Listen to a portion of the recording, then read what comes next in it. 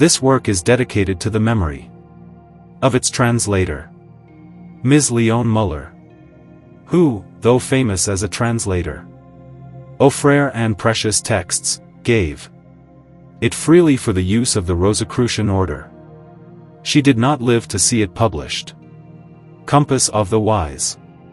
Translation from the German by Leon Muller. Supreme Grand Lodge of Amorc Incorporated. First edition, 1990. Kompaß of the Wise described by a member of the inner constitution of the genuine and true Freemasonry.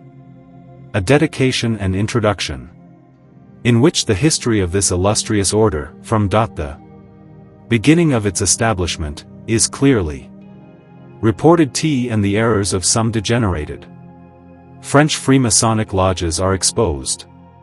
By Ketmia Veer. Berlin and Leipzig. By Christian Ulrich Ringmacher. 1779. And the light shineth in the darkness, and the darkness comprehended it not. John chapter 1 verse 5. Kompaß of the Wise. To all the master-wise at present staying in our dear fatherland, the German nation, to the sons of wisdom and true members of the most praiseworthy age-old order of the authentic and tested gold and Rosicrucians, this work is dedicated, most precious because of its thoroughness, clarity, and explicitness, in token of his lifelong most indebted gratefulness, also fraternal faithfulness, love, and activity, as a true Frater Rosii et Aurii Crucis. The Publisher. Unto you it is given to know the mystery of the kingdom of God. But unto them that are without, all these things are done in parables. Mark 4 verse 11. Right Reverend Supreme Superiors. Reverend Most Wise Principals. Worthy dearest brothers. When I consider the unfathomable divine guidance by which Providence has led me throughout my life, and reflect on the benefits with which it has deemed to overwhelm me, the impulses of love, ardor, purest devotion, and deepest gratitude stir within my heart for the Almighty Architect of the world. Although I have not seldom been purified in my wandering by hard tests of the cross and have not always walked on roses, I nevertheless recognize in them the wonderful ways of eternal wisdom which in its sacred management saw fit to strew both streets to the temple of the heavenly and the natural wisdom with sharp thorns. The result has justified to my greatest happiness the intentions of the self-sufficient wisdom. On this sure path, so proper to our sacred fraternity, it has opened to me the entrance to that school which has been founded by the highest wisdom and will last to the end of time, propagated by incomparable caution and irreproachable honesty. Most praiseworthy fathers. Through God, his fatherly kindness, favorable inclination, and through a good friend, I have had the good fortune to be admitted into the glorious palace of beautiful nature in a very unexpected way, without any merit of mine.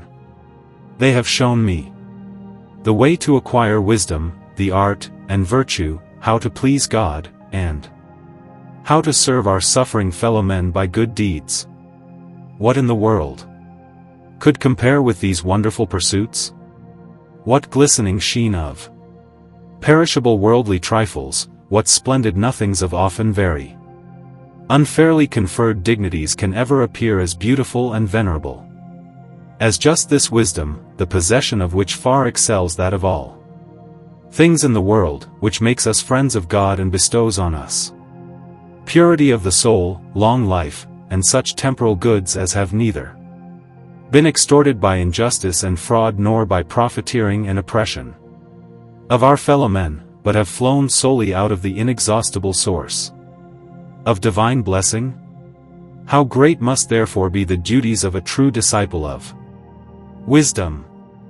Obedience, loyalty, secrecy, gratefulness toward the Most High, and his adorable predestination, fear of God, and love of one's fellow man must accompany him in all his actions, making his light and the praise of the Creator visible and bright shining. In addition to The aforesaid virtues which the brother must display, there is also that unfailing remedy against the harmful suggestions of the chief enemy of wisdom and the soul, by which I mean praiseworthy activities. To carry out my duty also in this regard and upon the express order from high superiors, I have dealt with the beautiful, thorough, and clear, hitherto secret writings of one of our worthy dear brethren, who, although he has at present incurred a certain punishment constitutional in our order by his undutiful conduct, has nevertheless so clearly discovered the great secret of the philosopher's stone, according to the most ancient, best, and surest way of the patriarchs, Egyptians, and the other ancient Oriental and Southern countries, that nothing like it has ever been seen.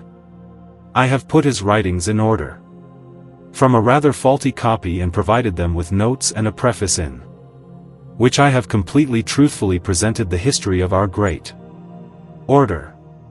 Should I have the good fortune of receiving the approval of my supreme and high superiors, also that of my worthy brethren, for this work which I undertook for the honor of God and the edification of our sacred fraternity, I would hope, because of the excellence of the work, that it would have a far-reaching usefulness and serve to convince today's natural scientists that their chemistry, built on the shallow foundation of their mechanical philosophy, cannot possibly be true. By reading it, the detestable sophists would lose all hope of breaking through the doors of the palace of beautiful nature with their mighty assaults, and so reverse the once and for all firmly established laws of motion.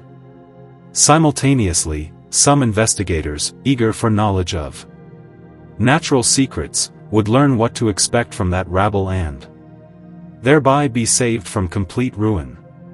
Finally, my self-esteem makes me believe that at least a few of our heretofore enemies of wisdom might obtain a better and more well-based idea of our purest and sacred intentions through the preface, and after this recognition be forced, like Balaam in regard Israel, bless instead of curse us as the friends of God. For it is today necessary more than ever that the public be clearly convinced both of the real existence and of the long duration of our sacred fraternity, and no less of the integrity of our pure intentions, and that many degenerated and misled lodges be informed of the true goals of the real and genuine Freemasonry and be inspired to seek the true light and the lost word in the sacred temple of wisdom. Behold, therefore, most reverend supreme superiors, reverend Mos, wise superiors, worthy dearest brethren, with kind eyes the first fruits of my purest offering of thanks, continue to hold your father hands full of blessings over me and vouchsafe me your protection. Instruct me still further out of the supply of superabundant wisdom with which God's generosity has anointed you as true priests of nature. Correct the mistakes that have crept into my work, so that God and high wisdom be with us, unto whose mighty protection I commend you, most reverend fathers, worthy dearest brethren, most devotedly, in pure faith of God and love of our fellow men, as a true frater Rosii et Ori Crucis. From my residence, on the 10th of the first month of 1778. Ketmia Vir. Preface. Some time ago, when I was in the company of very fine, honorable, and learned gentlemen in a coffee-house of this place, I met there a man who argued heatedly about the advantages of French Freemasonry, of which he was a member. He spoke of nothing but profane individuals, moles, blind ones, etc., which are the customary terms used by these erring brethren to compare others with themselves and to try to humiliate them. In so doing, he often made use of the words maître, ikasis, and the like. I listened patiently for a long time but finally had enough of his boasting, so unbecoming to true brethren. I made a sign by which he could understand that I myself was a master of the great light and lost word, yes, a more advanced Scottish master then himself. And lo! All of a sudden there was a great silence. He then approached me, asked me to come to his lodge, and uttered no further word. I replied with due courtesy that I was obliged to him for his invitation, but that I had not attended any of their assemblies for several years. For although I had been an assiduous Freemason, after my admission, including that into French lodges, I had nevertheless changed my mind after realizing what little benefit could be derived from their activities, irrespective of which I always have the greatest esteem for the first 3 or English degrees. Also, I told him, it was well known to me that one could not say with a clear conscience that all systems agree in regard to the main points of ethics, friendship, charity, and honesty, but neither could one say that in their lodges they carried on with such licentiousness as their enemies accused them of. One would rather have to admit that in them nothing was done against religion, the state, or morality, especially in those organized according to the English model. One also could say that occasionally interesting and instructive teachings came out of them, yes, that even on St. John the Baptist's day considerable alms were distributed among the poor of all 3 religions in London, Amsterdam, Hamburg, and other Hanseatic towns. But as, notwithstanding, the non-important, or at least the indifferent, mostly prevailed, yes, as even some, especially French lodges, were transformed into mere bacchanalia, I abstained completely from them. Nor will I speak of the many grotesque and ridiculous things done with the so-called Maître Terrible and the like, which did not agree with the required seriousness, and had without doubt been introduced by some frivolous young petit maîtres and may presumably have been the reason for the letter of that Swiss to M. de Justnanat, President of the Parliament of Grenoble, in which he wrote among other things, that it was incomprehensible to him how reasonable people could subject themselves to such unreasonable customs, that he was greatly ashamed of his inquisitiveness, although he had written a few works whose favorable reception by the world could have made him proud, that he was nevertheless out of all danger, as in order to practice humility he had only to say to himself, I am a Freemason. That this thought was enough to diminish the good opinion he might have of his intelligence. However, as any rationally thinking man has the duty, like Cato, the former Roman censor, to justify his pastimes before the eyes of th. clever world just as he would his serious actions, and as it is moreover ridiculous to engage in earnest in the learning of insignificant things, in view of the great brevity of this life. I believe that I could relax much more usefully from my work in the company of such dear, learned, and reasonable gentlemen as those present. To this I would add, I continued, that although all Freemasons still have their symbols and hieroglyphs, most of them no longer understand the least bit of their true meaning, and that there could be nothing more distressing than that. Even if some of them wish to excuse this fact by saying that instead of the right meaning, they nevertheless have another, connected with their pictures, which, although it is not the true one, nonetheless serves them insofar as they do not become so ridiculous as the above-quoted Swiss asserted. This excuse is inadequate. A wrong concept is always a deception of the intelligence, and to defend it stubbornly is an error combined with stupidity and malice, which is not to be permitted. I myself have been in love with these things for many years, but I could make neither head nor tail of them, just like others, until I understood them correctly, in a different and special way through a special dispensation of divine providence. Indeed, I became acquainted with the genuine and right Freemasons, although their number is rather small in comparison with the many others, because they are very cautious in the acceptance of their members, as few persons are found who are worthy of it. Just. This must motivate them continually to praise the Supreme, who has elected them among so many others to be instruments of his generous kindness toward men. Here you have, gentlemen, a brief but substantial description.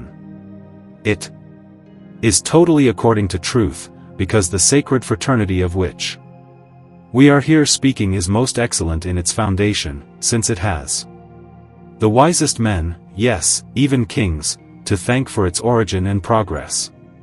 It is venerable because of its hoary age, glorious, because of the faithfulness with which it has endured in constant purity up to our times, sacred, because of its zeal in the promotion of divine honor, pure in its ethics, unsullied in its principles and edifying in its conduct of life. It is famous in its intention to acquire wisdom, art, and virtue, and to please God and serve our fellow men. It is no less wise and ingenious in its organization, exact in the fulfillment of its duties, right in the execution of its statutes, severe in the punishment of its trespassers, kind in pardoning those who recognize their mistakes. It is devout and witty in its assemblies, serious, modest, and regular in its exercises, instructive in its dissertations, sober and moderate in its entertainments, industrious in its works, destined for the benefit of the whole of mankind. Its assemblies are devout, for they are opened with the praise of God and closed with it. They are indeed the instruments of the generous goodness of God toward men, for their usefulness extends to all members of the state. Through their purified principles the farmer becomes more clever and hard-working, the citizen becomes more calm and content, the soldier more brave, the judge and civil servant more just and unselfish, the courtier a Rivera and less devoted to trifles, the lawyer loses through them his quarrelsomeness and love for hair-splitting, the physician learns to take sure steps toward curing his patients with unfailing good result, and finally, the philosopher can get from it the exorcisms with which he can drive out the motley little ghosts of the atoms and introduce all good, pure, and highly effective spirits into natural science and philosophy. I remember having heard, already many years ago, a simile from a good friend which is incomparable. He said in fact that society looked to him like an earthly paradise before which God had put a cherub with a fiery sword. It was to keep those bold ones out who, infected with all 7 deadly sins, dared to approach the tree of life planted there. Finally, in regard to the erudition which this illustrious order displays, it is not subject to the least doubt, just as there is not the least doubt about all its other advantages. You may reflect yourselves on what so many wise men, who study day and night and open-heartedly communicate to each other their thoughts and experiences, may achieve in the course of several millennia, both in the speculative and the practical sciences, and that they must surpass all learned societies that ever were, still are, and will be in the future. Therefore, the eulogy given it by an unknown new author is in no way too extensive or exaggerated.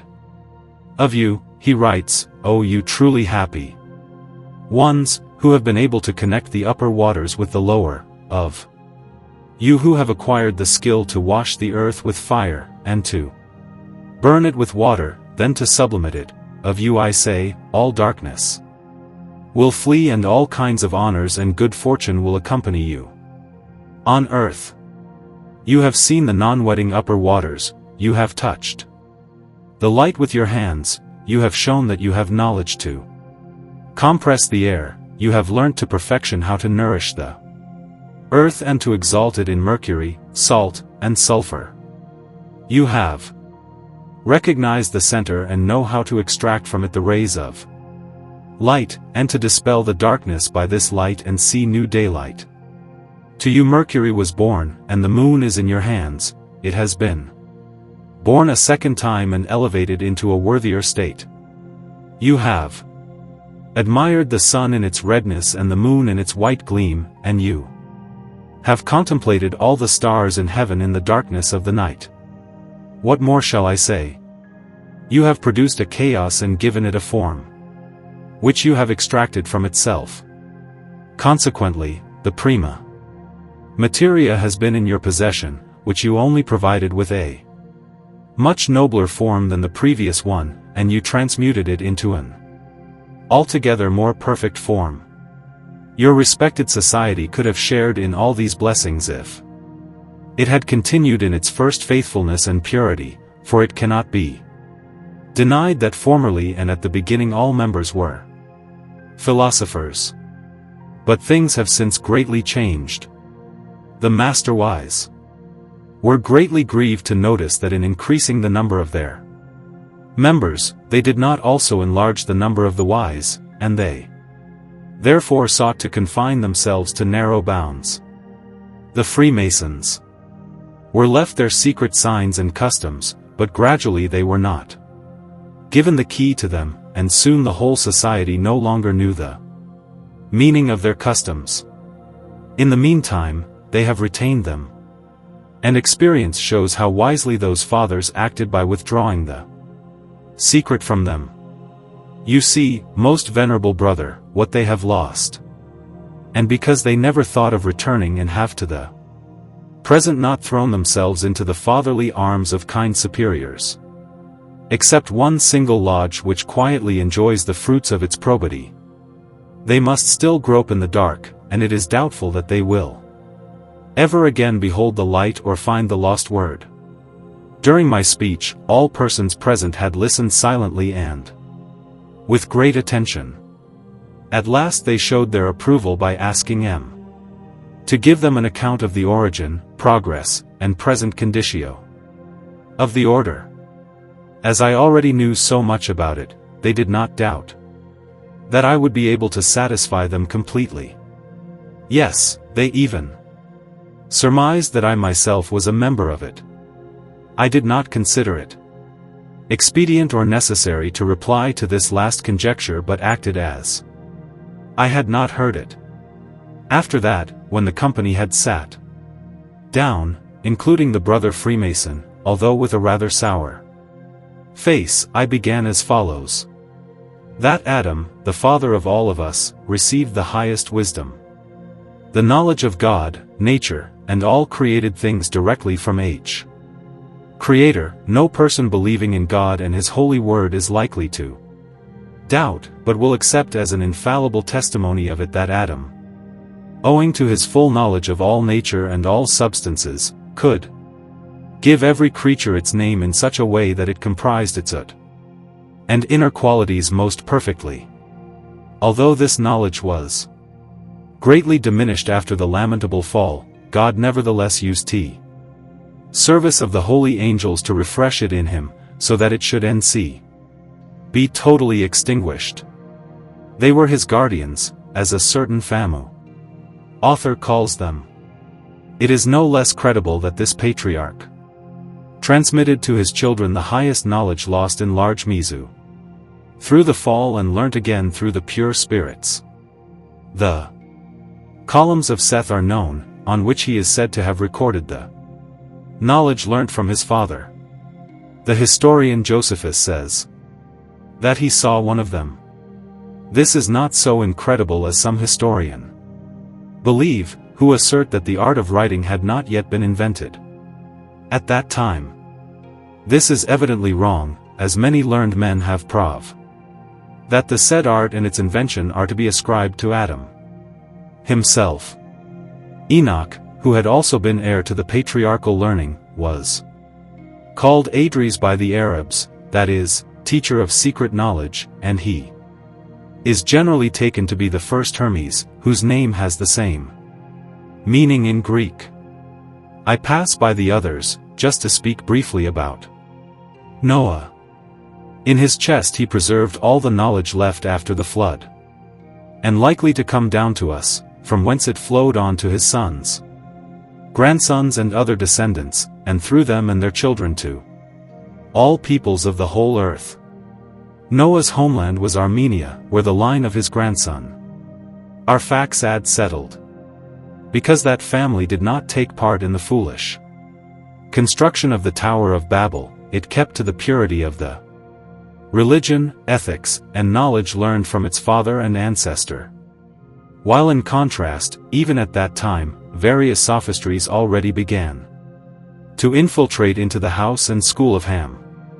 About the middle of the year of the world 1700, consequently not very long after the flood, many members of that lineage left under the leadership of Mizraim, grandson of Noah, and settled in a nearby part of Egypt which could not be damaged by the frequent water which at that time had flooded the said land.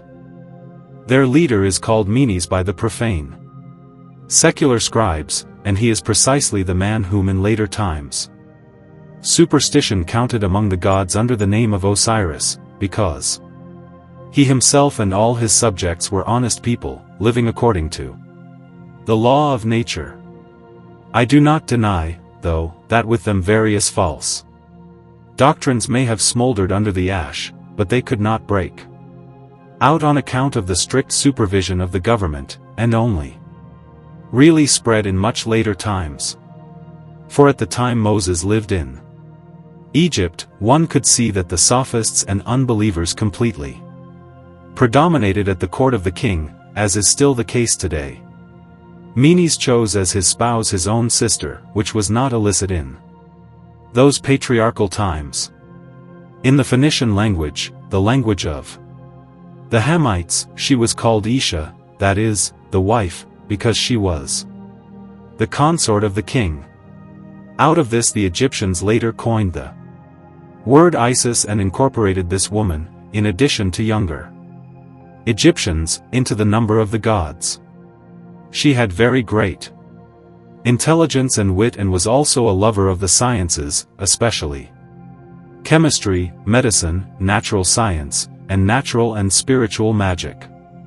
As just at that time the famous Thoth was in the service of the king as his first counselor, she used the opportunity to have him instruct her in the above-mentioned sciences in which she succeeded so well through the teaching of this learned man and her own hard work that she has ever since been considered a very great sage by all peoples, but a witch and sorceress by the vulgar mob. Her epitaph, a memorial of great reliability, mentions this hermetic instruction as something that is to her credit. It reads as follows: I am the queen of the whole land, instructed by Hermes. The above-mentioned Thoth was called Thoth by the Phoenicians and Hermes by the Greeks. In the series of famous men of this name he is the second. He was the most learned man of his time and the author of the famous Emerald Tablet, which is considered a kind of chemical Bible among the Hermetic philosophers. For aside from the fact that it was written in Phoenician, which had almost fallen into oblivion at the time of the third Hermes and had been transformed into quite a different dialect, namely the Egyptian, it serves as a main reason for the likelihood that it cannot be accredited to the younger Hermes. Our elder Thoth was held in great esteem by King Menes. He was entrusted by him with the most important affairs, and after the king's death, he even became his successor in the kingdom under the name of Athotes or Thoth I. He was, as said, a superior man and quite exceptionally experienced in the above sciences, so that he is also shouted down as a magician and sorcerer by the profane, although he was a pious, honest man who lived by the laws of nature. Some authors therefore rightly assert that after the flood he was one of the first who revealed to men, mainly, by all appearances, the Egyptians, the knowledge of God and the secret of nature. It is here we have to look for the right time and origin of the esteem in which the said people held those sciences and the unbelievable height to which it rose in them. Yet it is also at this point in history that we find the reason why the masters of wisdom of This nation established their secret societies which later served as the pattern after which other peoples organized theirs and which, by the grace of God, still continue today among the Christians as the true Freemasons. Some, yes most, scholars consider our Hermes the inventor of the hieroglyphic letters, by which he concealed the principles of the secret sciences from the eyes of the profane. To know these principles was not useful to them, instead rather harmful, and they were only allowed to be known by the sons of wisdom, as is customary in the illustrious fraternity of which I am speaking. Those public monuments, which comprised such wonderful things, caused the intelligent Greeks to go to the wise masters in Egypt, to be admitted there into the secret societies and instructed in their school of philosophical wisdom. The learned Jesuit Athanasius Kircher has greatly endeavored to prove this in his Oedipus Egyptiacus, which has been published in Rome in 4 parts, in folio size, and deserves to be read. Abraham the Jew, born in Chaldea, belongs here too. His piety and intimate dealings with God were beyond all doubt, according to the testimony of the Holy Scripture, and his wisdom and great knowledge of the secret natural science are testified to by very famous secular writers, such as Eupolemus, Artabanus, Flavius Josephus, and Philo Judaeus. He increased his knowledge during his travels in Egypt, and in return showed them things they had not known before, so that he could turn into a very useful teacher for the Phoenicians. If the book Yetzirah were really by him, he would have to be considered a strong Kabbalist, because this book shows the greatness of its author. The Eshmezaraf and all others borrowed their alphabets from the Notaricon and the Gematria from it. At the time of this patriarch there lived Zoroaster, a man for whom I have an exceptionally high esteem. Those who believe that he lived at the time of Darius Hystaspes are greatly mistaken in my transcription. For as most scholars take him to be the founder of the Fam Magus, but those began to flourish there at least 1,000 years before t. government of this king, anyone can see that this calculation cannot right. Franz Patricius quotes an old oracle which reads as follows: I do not see him because a cloud is enveloping him, a dark clo is surrounding him. Therefore none of the mortals can have seen the great ruler, except a Chaldean sprung from a higher tribe, to whom course of the stars was known. Our author believes that one can unhesitatingly understand Abraham, who spoke with God and simultaneously was a great astrologe and magus, and as Zoroaster's pure principles, concealed in the Satyr and his other writings among the bad addenda which the later infected Magi and Neoplatonists appended to them, agree so precisely with those of the patriarchal of the oldest Chaldeans, it is not unbelievable that he received them from the mouth of Abraham and transmitted them to the first Magi.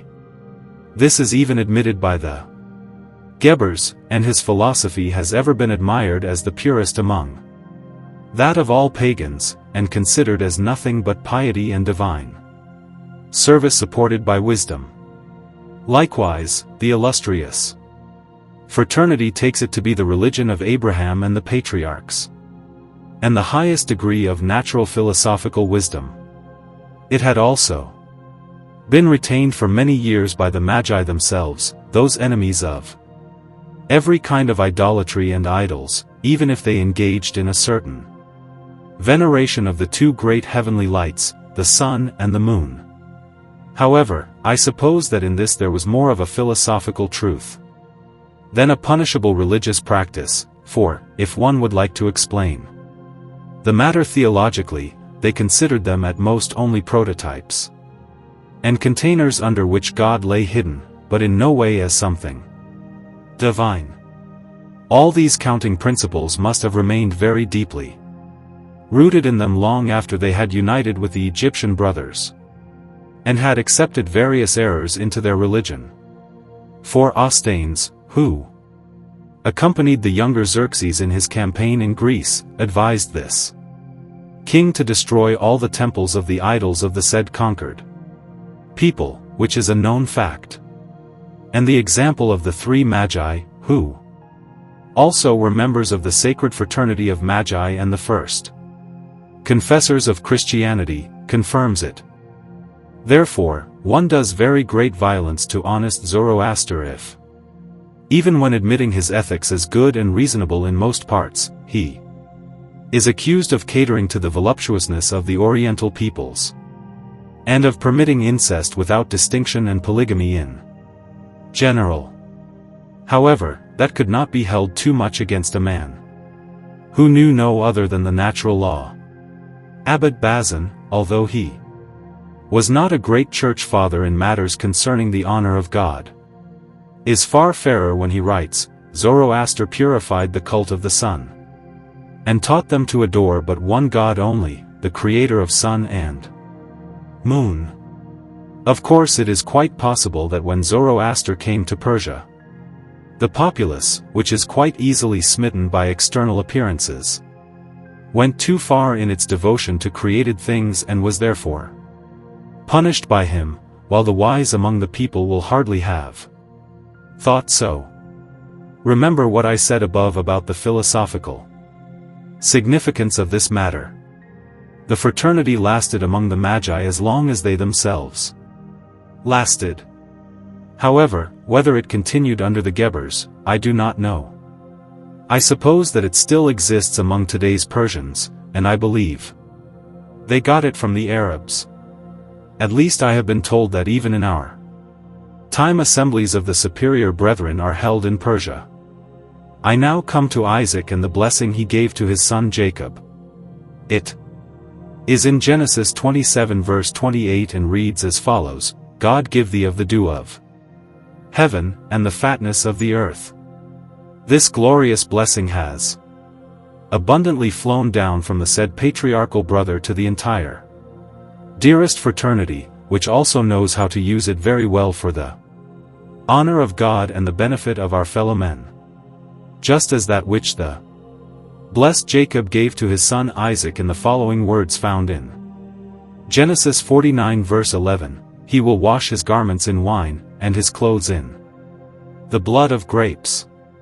The individual who has been taught in the school of the wise what the wine is in which the clothes, namely the substance of the blessed stone, are washed, and who knows the blood of the grapes from which the royal coat gets its color, will understand that this was a particularly wonderful blessing, which also lies on the fraternity so often praised by me, just like the preceding one. Now I finally come to the patriarch Joseph, a son of Jacob. He was a very noble magus of the highest degree of the superior brethren. For aside from the fact that he was a good interpreter of dreams, which art without doubt belongs to magic, he also had a cup of which it is said in Genesis 44 verse 5 that he used it to prophesy. We read with surprise what pitiable twaddle is put forth by some scholars about this kind of prophesying, enough to make us feel sick about it. If these people knew the power of the philosopher's stone and how the metals are magically constellated by it, they would not behave so stupidly. But it is a good thing that the sons of wisdom know about it. Moses, a commander-in-chief of the Israeli people, was such a great man that it would be unfair not to deal with him in greater detail. A learned French author portrays his greatness in a brief statement that is completely in accord with truth. His beautiful words are, the life of this great man is a fabric of amazing events.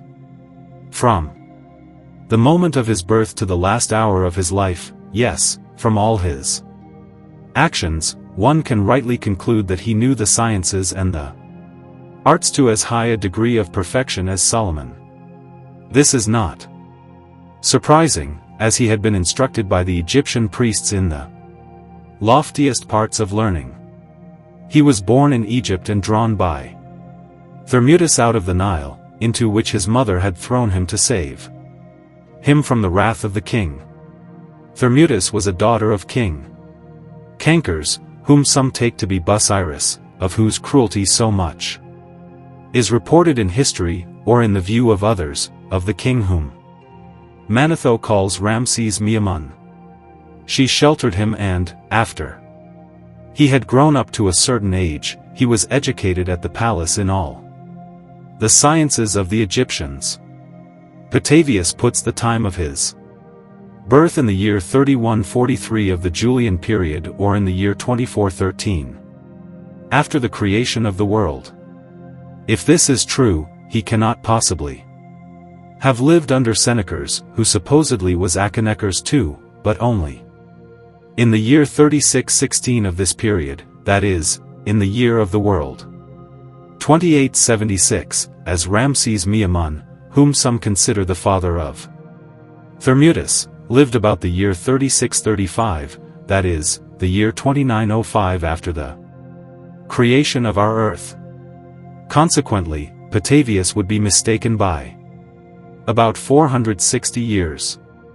However, we will not decide on this but be satisfied to show here that Usurius, Archbishop James Usher, who has until now been considered the man who has most exactly measured the chronology of the Holy Scripture, names Ramses Miamun, and most others follow suit. As our Moses lived in Egypt, it seems that the first assemblies of brethren had been organized there and were known by the names of the initiations. For although the patriarchs and masters of wisdom had kept together from the beginning of the world and had separated from the great profane mass, it is nevertheless likely that only during the lifetime of this commander-in-chief of the Israelis was the disciplinary law of silence, established in Egypt and the desert of Arabia, produced. Then, during and after the Babylonian captivity, the alliance was consolidated in Syria, and at the time of Solomon and the younger Hermes, the order of the classes and their divisions was established. But just as this highly important matter in time spread over the whole globe and increased, it did not improve, but worsened, owing to the arrogance of many mean persons.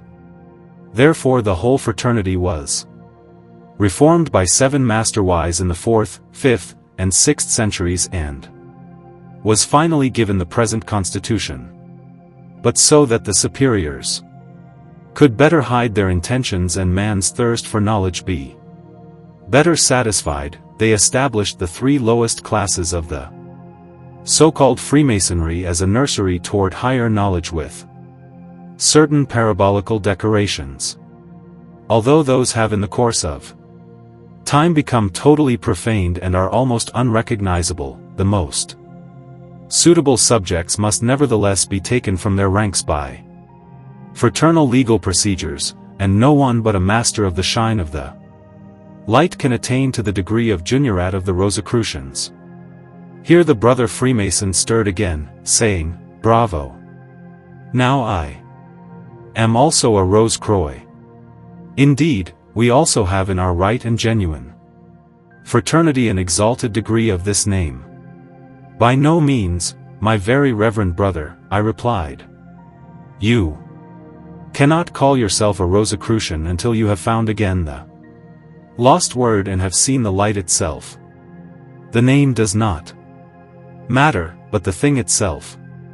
Besides, there is nothing by which so many venerable lodges are deceived as much as by the so-called higher degrees, which by themselves are nothing but the inventions of idle heads.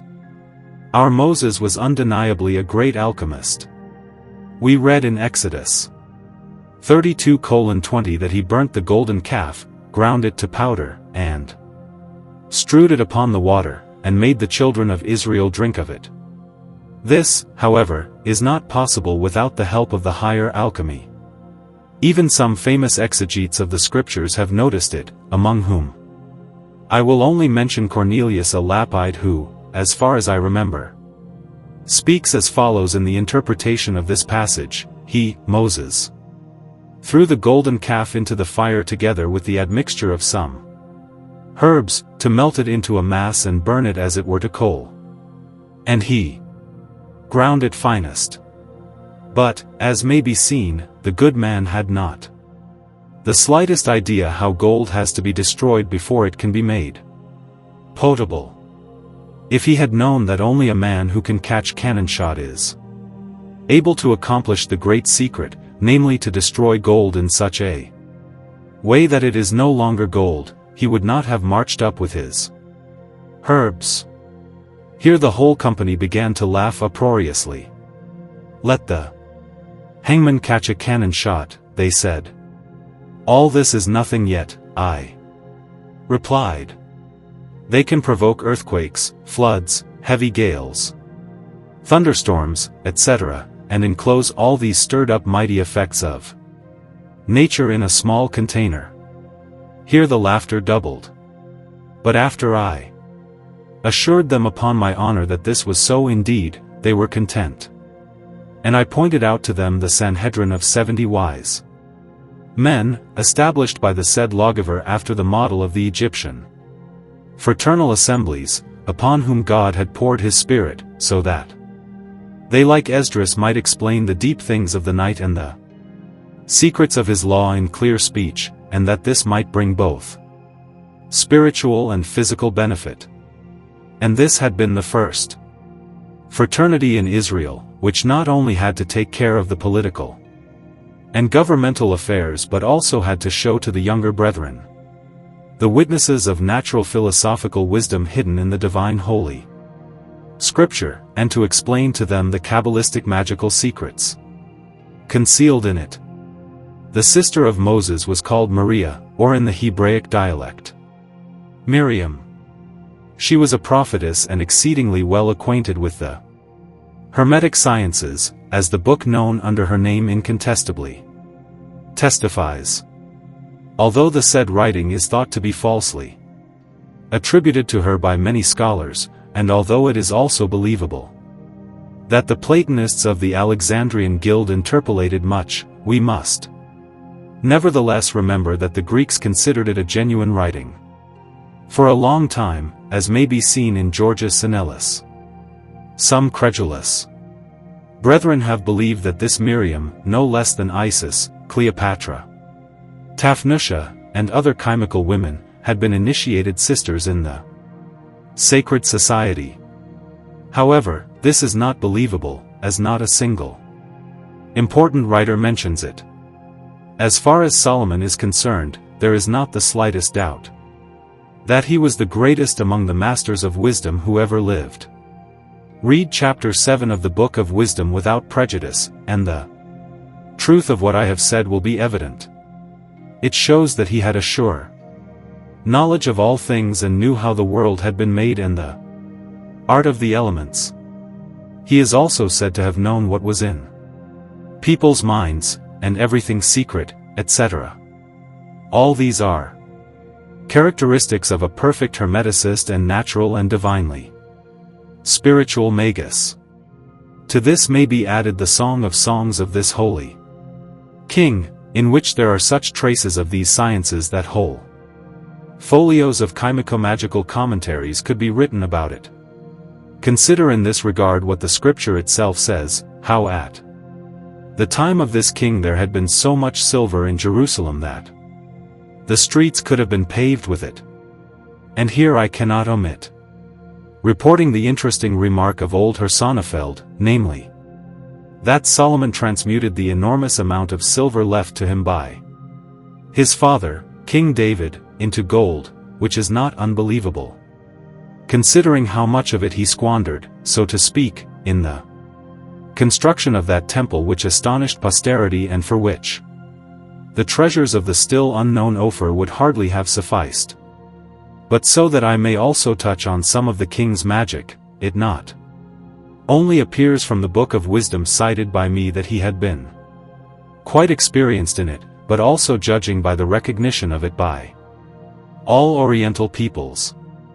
It may indeed be said that this aspect is believed by the Arabs, Persians, Turks, and all other Moslems as such a certain truth that nothing is met more frequently in their writings than tales of the astounding power of the Solomonic sigils, talismans, pentacles, and rings signed with the secret names of God. And, supposing that most of these tales were false, yet one cannot understand essential properties of a thing that does not exist at all. Non entis nulla sunt predicata. In addition, I hope that no Christian will be so impudent as to accuse this holy king of a secret alliance with evil spirits. Even merely to think so would be blasphemy. The fraternity itself, where the said secret sciences were taught, now went on continually, although it is probable that during the Assyrian and Babylonian captivity assemblies were held very sparingly. But as we nevertheless find that the prophet Isaiah, Ezekiel, Daniel, and others living at that time belonged to the fraternity, we can easily conclude that they had not been altogether interrupted. Besides, the fraternity then had its heyday, and as the Chaldeans, who were the masters of wisdom of those lands, had kept the natural religion of the patriarchs, including Cyrus who himself professed it, and loved the Jews, this is once again a reason for believing that the Jews attended their assemblies. In the Promised Land, however, the brethren raised their heads only after the Babylonian captivity. For we read in Book 4 of Esdras that he assembled the remaining masters of wisdom, 70 altogether, who were to write down the Kabbalistic divine and natural truths in so many books that they would be saved from oblivion. The holy author himself gives us the best information on this, expressing the words which the Lord had spoken to him as follows: Make public the 24 books that you wrote first, and let the worthy and the unworthy read them, but keep the 70 that were written last, in order to give them to the wise among your people. 4. In them is the spring of understanding, the fountain of wisdom, and the river of knowledge. And I did so. Here you see, therefore, gentlemen, the 70 wise men and principles of the secret fraternity. From what has been said, an unprejudiced mind will now learn to recognize what kind of man this supreme commander of the Israeli generalship was. Remember these two passages, in the first chapter of Book 4, 14 and 39, Esdras speaks of a cup filled with a certain liquid moisture which had the outer form of water but the color of fire. By drinking of this fiery water his heart was filled with understanding. So he says, and his chest swollen with wisdom, as it were. The other passage, in 2 Maccabees 1, 19, and 20, reports that at that time the fire buried under the altar of the temple was found again in the form of a thick water in an old well, and with it the sacrifice was lit anew. The 2 above-mentioned passages require a Rosicrucian explanation, because philosophical hairsplitting and conjectural criticism are here not enough.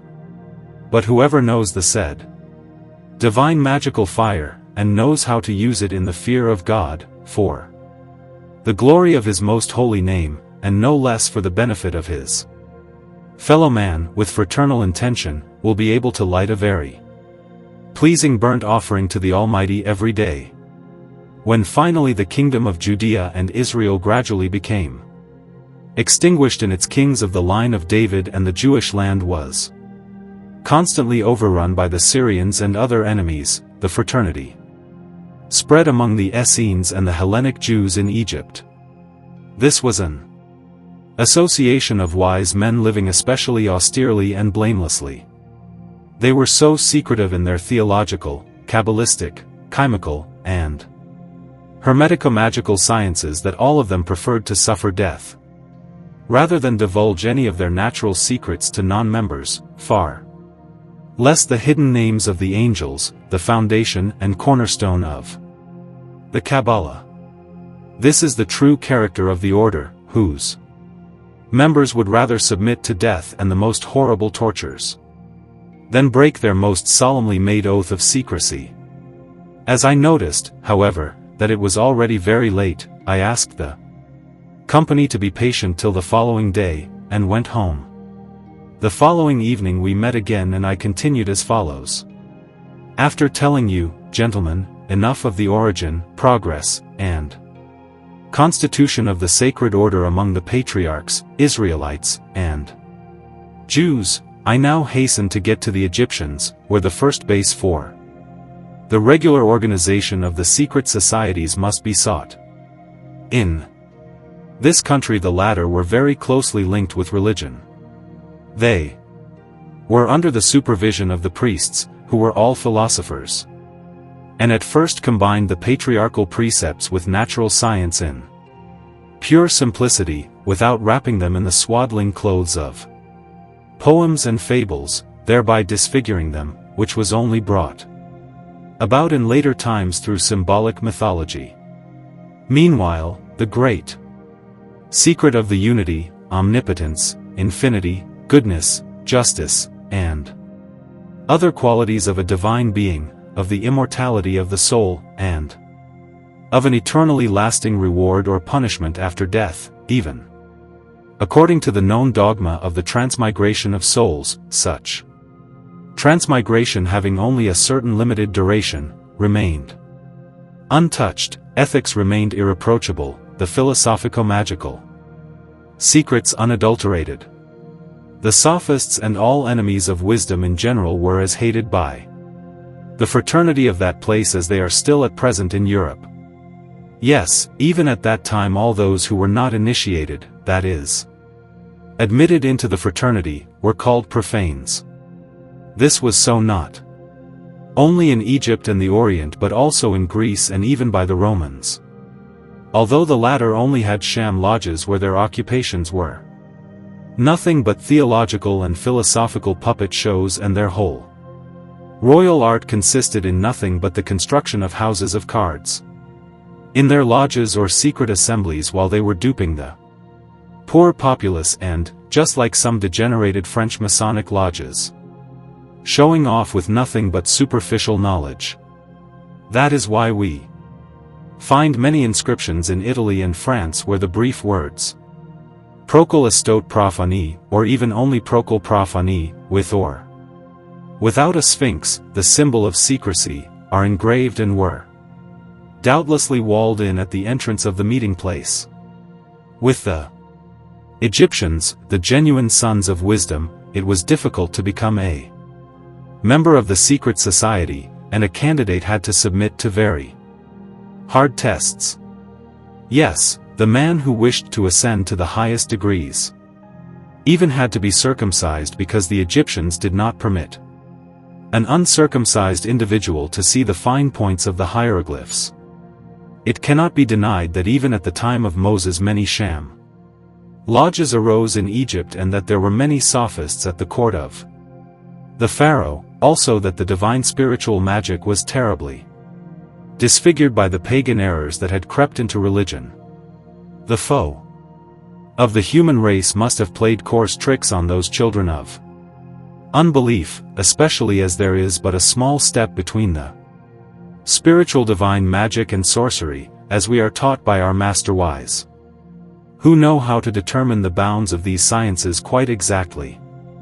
Since the Arabs, the New Chaldeans, the Phoenicians, Indians, Chinese, Persians, Scythians, Celts, Greeks, Romans, Etruscans, Germans, Gauls, Hispanics, British, Cimbrians, Goths, Sarmatians, and other peoples received their whole learning from the already corrupted holy Aditus Sacris, of the Egyptians, it is not surprising that their secret fraternities were also stained with many errors until they finally acquired a new shape through Christianity.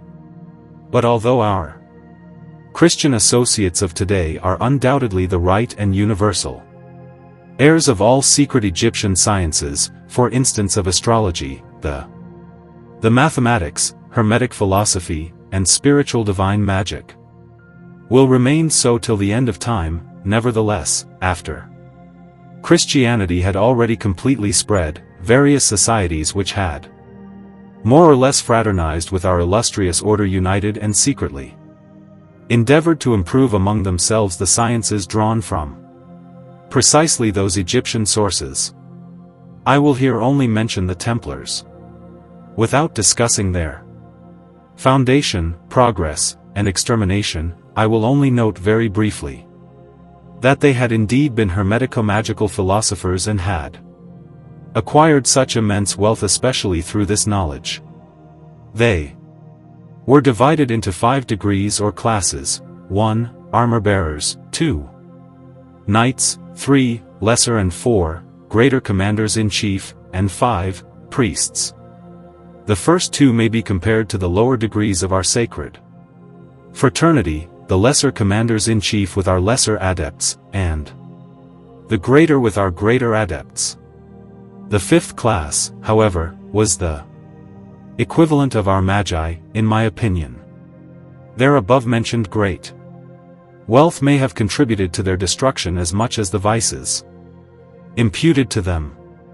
For although they cannot be completely excused, as some of them indulged in great vices, Louis Moinberg and other neutral writers do not consider everything proven of which they were accused.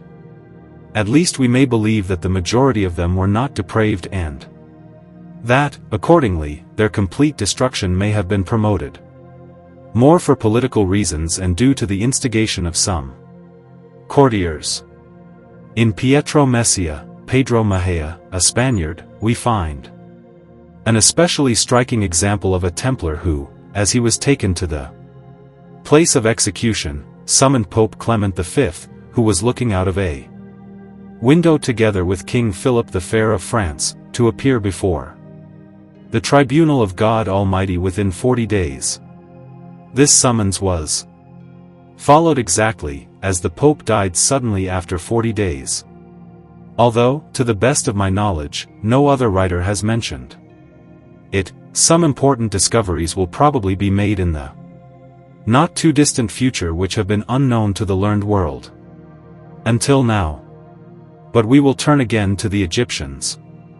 Even if we know little of the inner constitution and the courses of instruction used, especially in those concerning the mysteries of Isis and Osiris, who, in the symbolic philosophical mythology of that people, signified nothing but the 2 component parts of things, namely the volatile and the fixed, it is nevertheless known through oral information preserved in the still flourishing schools of wisdom that in them originated the greatest secret of nature, the Eshmagim.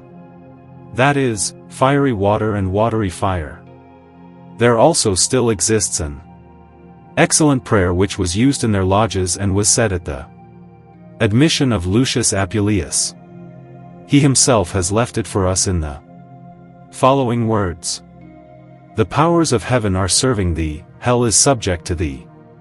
The universe revolves in thy hands, thy feet move on the immeasurable abyss, the stars obey thy voice, the celestial lights delight in thy omnipresence, the seasons return upon a sign from thee, the elements obey thee."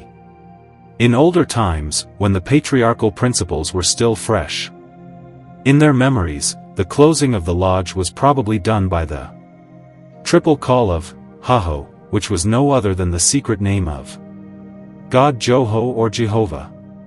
In later times, when superstition already strongly prevailed, that name became identical with Haushur, the Egyptian name of Osiris. In the theological sense and in the lodges it never meant anything but the eternal, immortal creator of heaven and earth.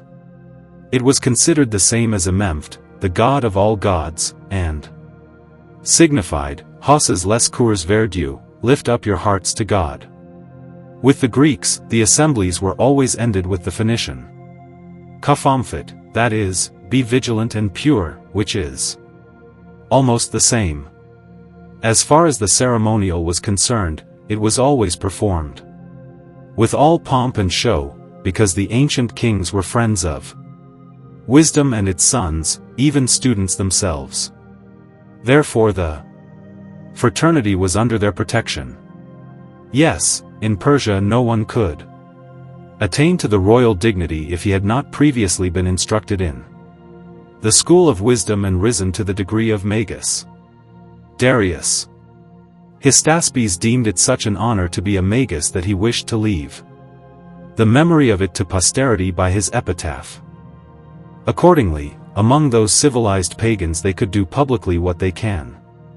It would be desirable that this custom be still in existence and that the education of royal children destined for the crown be entrusted to no one but the true magi, that is, genuine members of the sacred fraternity, equipped with wisdom, art, and virtue in a very noble way. These princes, when they ascended the throne one day after first becoming worthy members and royal brothers, would not only have the advantage that their eyes would never be blinded by harmful flatterers, but would also learn to recognize everything according to its true worth, and this without effort, in playing, so to speak. They would become true royal magi, like the Persians, because they would know how to reconcile the conditions of the natural things with those of the citizens, and could precisely calculate their agreement and their deviation. They would be able to organize their government with this end in view, and it would always be a happy one, never lacking perfect contentment. I do not speak of the abundance of temporal goods which could thereby be acquired without the necessity of burdening their poor subjects with heavy taxes. Nor would they have to seek in foreign nations that for which, unfortunately, the Christian world, to the shame of Christianity, is striving after with such senseless fury under all kinds of pretexts and by shedding streams of their citizens' blood. Of course one could not expect a ruling brother to practice this art himself while leaving all other business unattended, or by learning it by continually staying in workshops. There would be brethren who would relieve him of this burden with pleasure. He would only be required to pronounce sincerely these words: fraternal love, protection, and liberty, and to hold them sacred, also, never to permit the enemies of wisdom to change his mind. Unfortunately only do secretly and quietly among the Christian peoples. In a solemn procession described to us by Clement of Alexandria, they entered the temple of nature. First came the singer who used 2 books of Mercury, one of which contained the hymns to the gods, the other, however, the organization of the royal life. N.B. He was followed by the caster of nativities. He was to constantly recite the books of Hermes dealing with astrology. There were 4 of them. Prominent in addition was the holy scribe. He had a feather on his head, but in his hand he carried a book which was undoubtedly the book of the Constitution, and a level he had to understand thoroughly the secret of hieroglyphic writing, and consequently was one other than the secretary of the board of directors. He was followed by the decorator, who may well be compared to the brother guide or the wardens. Last in the procession came the prophet, who was the director of the sacred practices and the master of the chair. The Greeks called these masters hierophants, of whom the archenemy of Hermetic philosophy, Hermann Conring, admits that they understood the art of transmuting metals better than all other men of the whole globe. These secret societies now continued to the time of Diocletian, a sworn enemy of wisdom and its children. Owing to his wrong statesmanship, he burnt all books dealing with transmutation, for fear that the Egyptians might become arrogant with such astounding riches and try to shake off the hard Roman yoke. 4. The Romans preferred to rob others of their belongings at great cost and bloodshed rather than make the possessors of the art, and simultaneously their own provinces, happy by their kindness, clemency, and indulgence. Despite this imprudent persecution, the obelisks and other hieroglyphic chemical monuments remained largely unharmed. through which the memory of Egyptian scholarship and the principles of the sciences were transmitted to the society with which we are here dealing. Now I hope that my audience will have obtained an adequate idea of the condition of the illustrious order in Egypt. It is therefore only fair that I also mention other peoples where it flourished more or less, and first those who were led to other lands as seed people. Genesis 10 verses 13 and 14, read these words, and Mizraim begot Ludim, and Anamim, and Lehabim, and Naphtuhim, and Pathrusim, and Casluim, out of whom came Philistim, and Caphtorim. But as the word Mizraim not only signifies the grandson of Noah in the Holy Scripture, the first king in Egypt, Menes, but sometimes also the land of Egypt itself, it is certain that these sons of Menes are not only to be considered as individual persons but as so many peoples that issued from the said kingdom. The emigration must be very old indeed, although it hardly goes beyond the age of Abraham and Joseph. For at the time of these patriarchs nothing was yet known about Osiris, Isis, Imempht, and Thoth, who were yet known to the Ludim. When Abraham came to this country, the natural law of the patriarchs was still in full swing. And although the city of On had already been built in honor of the son at the time of Joseph, it was revered in no other way than by its name Free, meaning son, in Egyptian. At that time, nothing was yet known of deified men. To that must be added that the philosophers of that era had not yet thought of forming a closed fraternity, which custom, however, had without doubt been brought to the Ludim from Egypt in addition to the sciences. Who these Ludim were is explained by Bochet, who rightly takes them for the Ethiopians. As already mentioned, they had the same symbolic divine service as their ancestors. They used the hieroglyphic writing as did those their priests, who with them were also noble philosophers just as with the Egyptians, were divided into the same classes and had to be circumcised and pure before being incorporated into the secret fraternities. Their members were called gymnosophists. The prankish writer Philostratus and other credulous Greeks relate marvels of them, which, however, are nothing but ridiculous little fairy tales stemming from their ignorance of the right power of nature. For it is quite certain that they shared their philosophical views with the Egyptians, and were very virtuous and actively charitable wise men who have always been a credit to the fraternity. The second people mentioned by the author are the Anamim, whom Bochet takes to be Libyans. It was a people about which little can be said, as is the case with the Lehabim and the Naphtuhim. Those who lived east of the province of Thebais were counted among the former. They are referred to by the ancient writers as Egyptian Libyans. The people living in the mountains at the extreme boundaries of Egypt are counted among the latter. They can be as little separated from the inhabitants of the original country as the Pathrusim, although they may have had a slightly rougher way of living than those who lived on the plains. It may even be that there were some among them who had been accepted as members into one or another of the lodges in their homeland.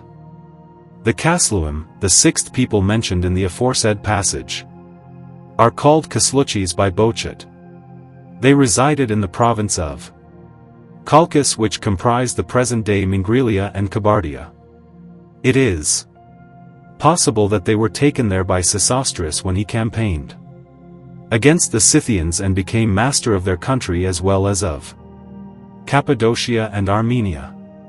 According to some historians, this Sesostris lived at the time of Rehoboam, a son of the royal brother Solomon and king of Judah in the year 3700 of the Julian period, consequently in the year 2970 after the creation of the world. Some famous men take him to be Sesak or Sasankes, whom the angry god sent to the said idolatrous Reboam to punish him because of his sacrilege. But this assertion is quite wrong.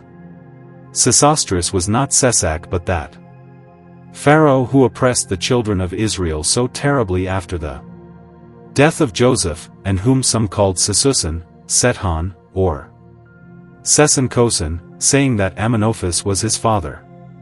And, of course, this populating must have been done before Moses undertook his exodus of God's people from Egypt, otherwise he could not have mentioned it in his books. Consequently, Sesostris cannot have been Sesac.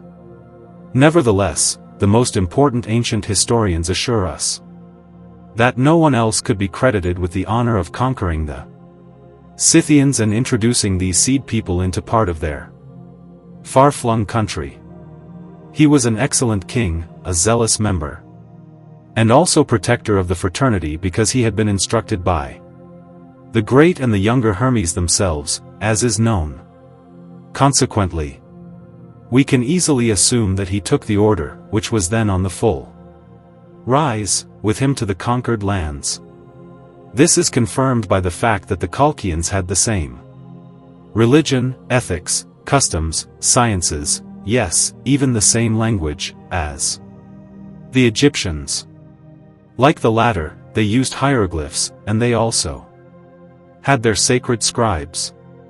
But what constitutes the greatest evidence of their profound knowledge of the higher alchemy, left them by the Egyptians, is that they possessed that golden fleece for the conquest, of which Jason and his Argonauts undertook the known and difficult campaign and got it safely into his hands with the help of Medea, daughter of Idas, also known as Eets, king of Colchis.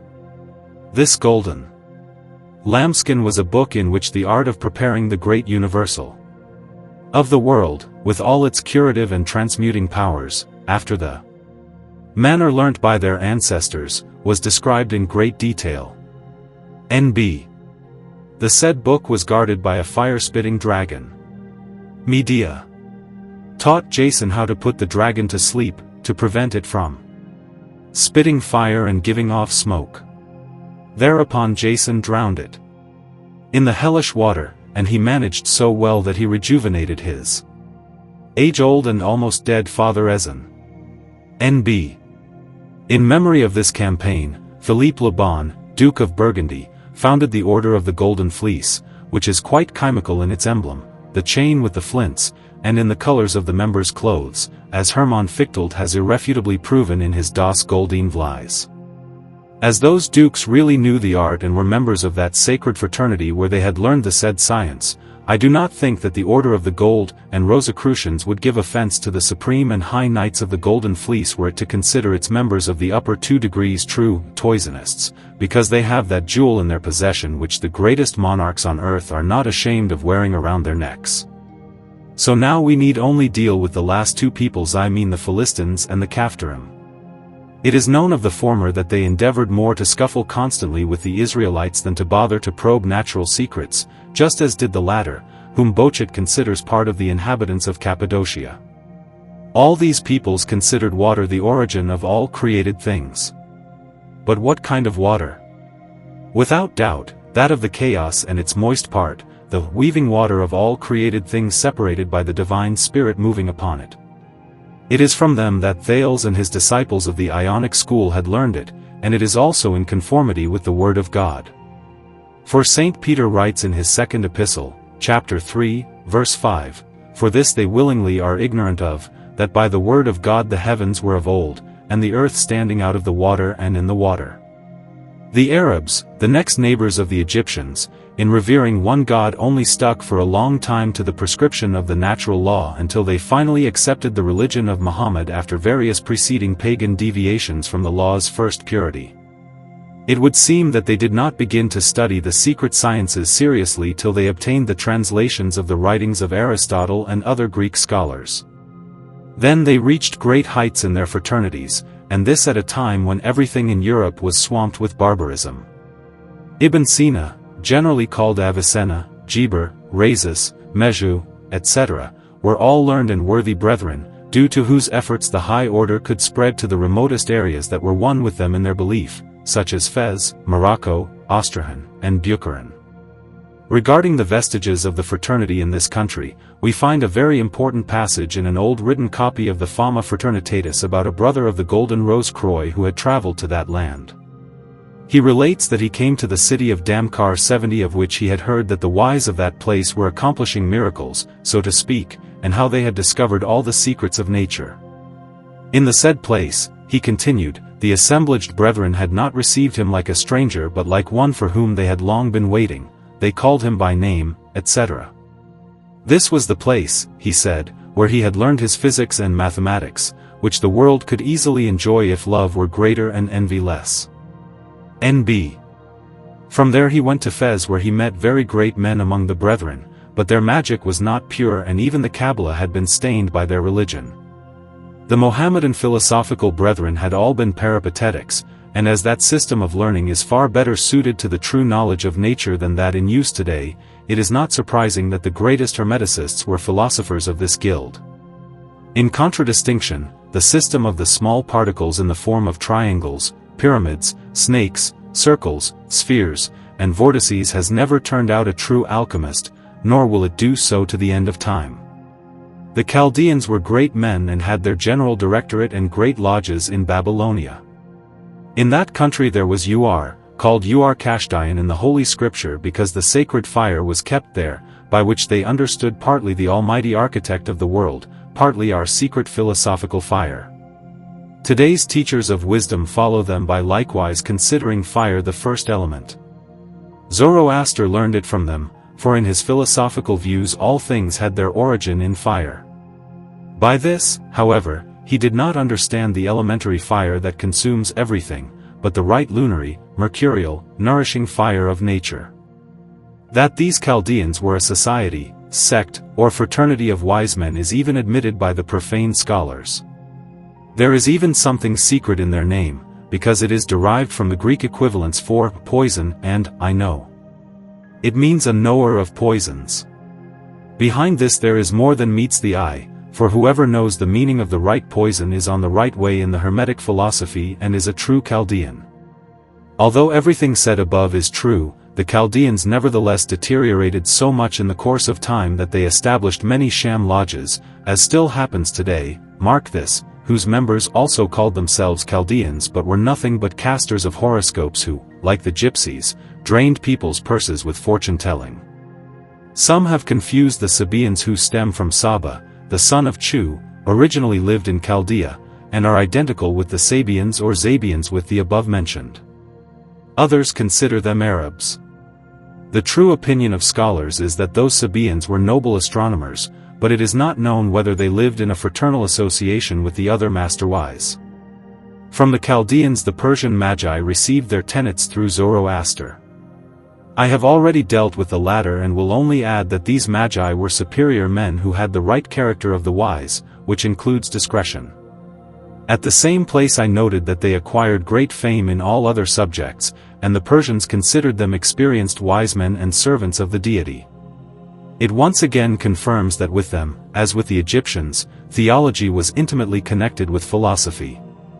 The above virtue of discretion indicates that they had been perfect adepts, which is also confirmed by an irrefutable proof, for Democritus, according to the testimony of Rheinesius in Morhoff's book, writes that he traveled to Persia to the philosopher Saphar, to learn from him the secret alchemia. The Phoenicians, who now follow, mostly engaged in commerce and navigation. Therefore it happened that they sailed all seas known at that time and ventured even on the ocean itself. When they were driven off by Joshua, they were forced to move on. Some of them went to Greece, others to Spain and France, and still others to the African coast, where they built Carthage. Yes, some scholars assert, and wish to prove by reliable inscriptions that have been discovered, that they introduced the first inhabitants into America.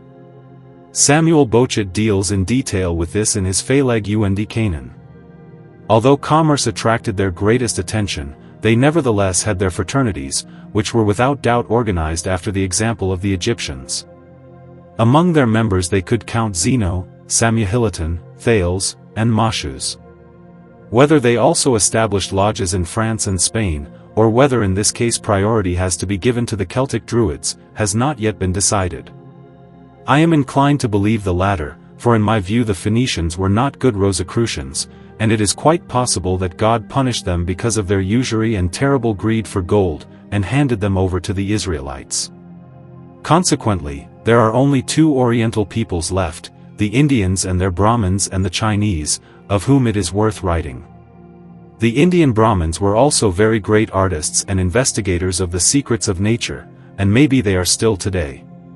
Some scholars believe that they are descendants of the children of Abraham, whom he begot with his second wife Keturah, and that the name Brahmins or Brahmins attests to it, such as Abrahamanes, meaning descendant of this patriarch. Morhoff concurs with this view. Others consider them a seed people of the Egyptians. The view that they are descendants of Abraham and Keturah is not so absurd as some might think. This is confirmed by the fact that they revered the sun much like the Chaldeans, but their adoration in olden times was not so reprehensible as in later times when their thoughts moved ever further away from the original, i.e., God. An age-old prayer which the Brahmins used to recite at the sight of the sun is no mean proof of this statement. It is as follows. O thou, God, by whom the sun is illuminated, illuminate my mind, so that my actions may be according to thy will. Just this Morhoff believes, and I together with him, that it is impossible to deny that they possessed the higher alchemy, considering what is related of their Goldwater, the stone Pantor, the griffins protecting the gold, and the phoenix which can supposedly be found with them. But since it is almost impossible to acquire a perfect knowledge of nature outside the system used by the illustrious Rosicrucian order, it is quite believable that they had fraternized among themselves. It is only necessary to read Morhoff's above-cited book to become convinced of it. At least, this is what the Persians, their next-door neighbors, believe, for they relate of a certain Brahmin in Padmanabha that he showed some black earth in a subterranean cavern to a Laquais merchant of Damascus, whom he had grown fond of, simultaneously reciting two Turkish verses which contained the secret of the philosopher's stone. The content of these verses is the following, word for word. Give to the bride from the Orient, the son of the king of the Occident. Of them a child will be born, which will be the sultan of the beautiful face. I will tell you, Padmanabha continued, the secret meaning. Let the dry, Adamic earth that comes from the Orient be moistened by the wetness. Out of this corruption the philosophical Mercury will emerge, which is omnipotent in nature. NB, and which will engender the sun and the moon, or make gold and silver. And when he mounts on his throne, all pebbles will be transmuted into diamonds and precious stones. In a silver container, in the corner of a room, there stood the water or the moisture used to soak the dry earth. Finally, the Brahmin mentioned the following of the virtues of the stone. The earth is still more excellent and precious. It cures all kinds of diseases. If a completely emaciated patient, breathing his last, takes only one single grain of it, he will feel how his forces return, he will immediately recover and get up. It has still another virtue which I prefer to all the others. Whoever rubs his eyes with its juice, sees the spirits and has the power to command them. The sect of Lao Tse in China is also a fraternity whose members practice the chemical art. They consider it the right means for preparing an ointment and thereby eternal life itself. Trigautius, Nicholas Trigault, who reports this, adds that these men are counted among the saints by the Chinese, and that there are still today a great many printed as well as unprinted books about this matter extant in China. It is said that Emperor Haiyao was a great lover of this art and that every day he collected the purest dew in a copper basin, shaped like a human hand, in which he macerated and softened the pearls of eternal life. But who can really imagine that these men seriously believed that there was a remedy in the world for driving death away? Therefore this alleged eternity is not to be understood as anything but a very long time, expressed in Oriental parlance, which power the universal medicine does indeed have. Regarding this, it is worth noting that the Chinese sages considered the number 9 as the most perfect of all, that is, as the end of all created things. By such Kabbalistic testimony, the sons of wisdom will immediately recognize these Chinese birds by their feathers. In ancient Greece, Orpheus and the philosophers of the Ionic school were seen as the first brethren. The former had brought his fine science from Egypt and introduced the secret society into Greece in the manner customary in that country. As is well known, he had great experience in medicine, from which it follows without fail that he must also have been a chemist, for without the higher alchemy, medicine is nothing but charlatanism and the art of treating the sick for better or worse at random. The members of the Lodge of Orpheus called themselves Orpheolists and were quite good natural scientists, so that Burnet believes that the system which Orpheus brought from Egypt and practiced in his school is to be preferred to all others. It is not without reason that Jason took him along to Colchis, for as Jason was an old Egyptian master, who had from ancient times been as venerable as the Scottish masters are with some Masonic lodges, although they do not know them at all in their true and natural form but only in that in which they are represented in their imagination, he probably thought that Orpheus' contribution would help him propagate his ideas all the sooner, which did indeed happen. In the Ionic fraternity, Thales of Miletus was, in my opinion, one of the highest magical brethren. He, too, became a member of the order in Egypt and had many in his lodge, where the practices and transactions were organized completely like those of the institute into which he had been accepted. Under his direction were some of the so-called sages then living in Greece as well as other famous men, such as for instance, Anaximenes, who was a very great physicist. And just as his former principal director, Thales, had recommended the investigation of the fiery water and the watery fire as the origin of all created things to the masters under him, Anaximenes did the same, calling it the philosophical air, which is the same. The ancients have left us the names and merits of some famous superiors who followed him, such as Anaximander, Anaxagoras, Archelaus, etc., who all organized their theories in accordance with the fraternal concordance. Some modern natural scientists cannot comprehend this. For when they read that one of them considered water, another fire, a third the chaos, and finally yet another air as the origin of all things, they believed that those natural scientists were holding quite opposite views. By this, however, the sons of wisdom at once clearly see what kind of philosophers those are who are holding such views.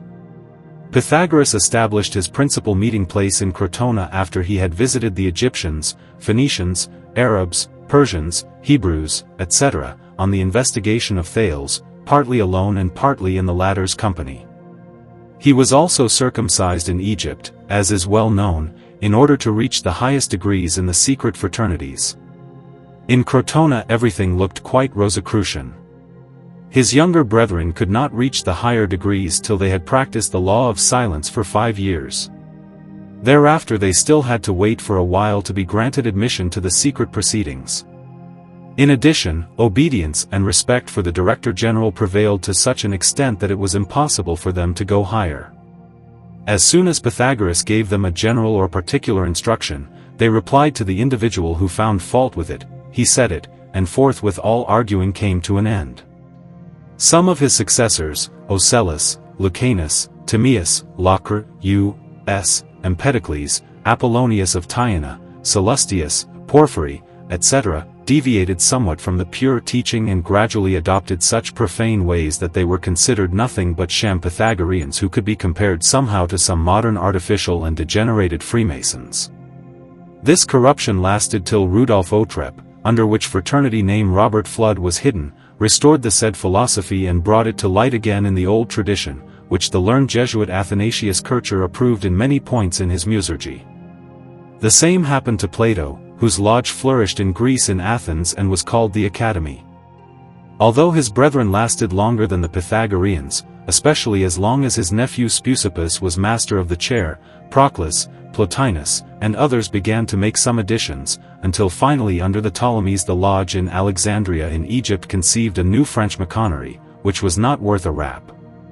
Among the other learned Greeks, however, profanity had risen to its highest point, although Philalethes asserts that Greece had not produced one philosopher who was not magical in some sentences, that is, that he did not philosophize in the manner of the Egyptian brethren. True, he excludes from that number poor Aristotle out of hate, but meanwhile some of his tenets have been accepted, that of the fermentation, generation, and destruction, and finally that of the matter of which creatures consist, and their effective properties, such as matter and form. They have very great usefulness in the true natural science. As I was trying to continue speaking, such a loud noise suddenly arose in the street that everybody left in fear. A large unit of the Duke's Guard had picked a quarrel with the garrison and caused such a slaughter that everybody took up arms and had plenty to do to quiet the uproar. I therefore had to delay the end of my account till the following day, when I continued as follows. Regarding the Greeks, gentlemen, nothing is left for me but to speak about the society of the Eumolpids and the mysteries of the Elysian series. The former were an association of famous philosophers who not only applied themselves to theology but also to the true knowledge of nature, as is testified to by Seneca.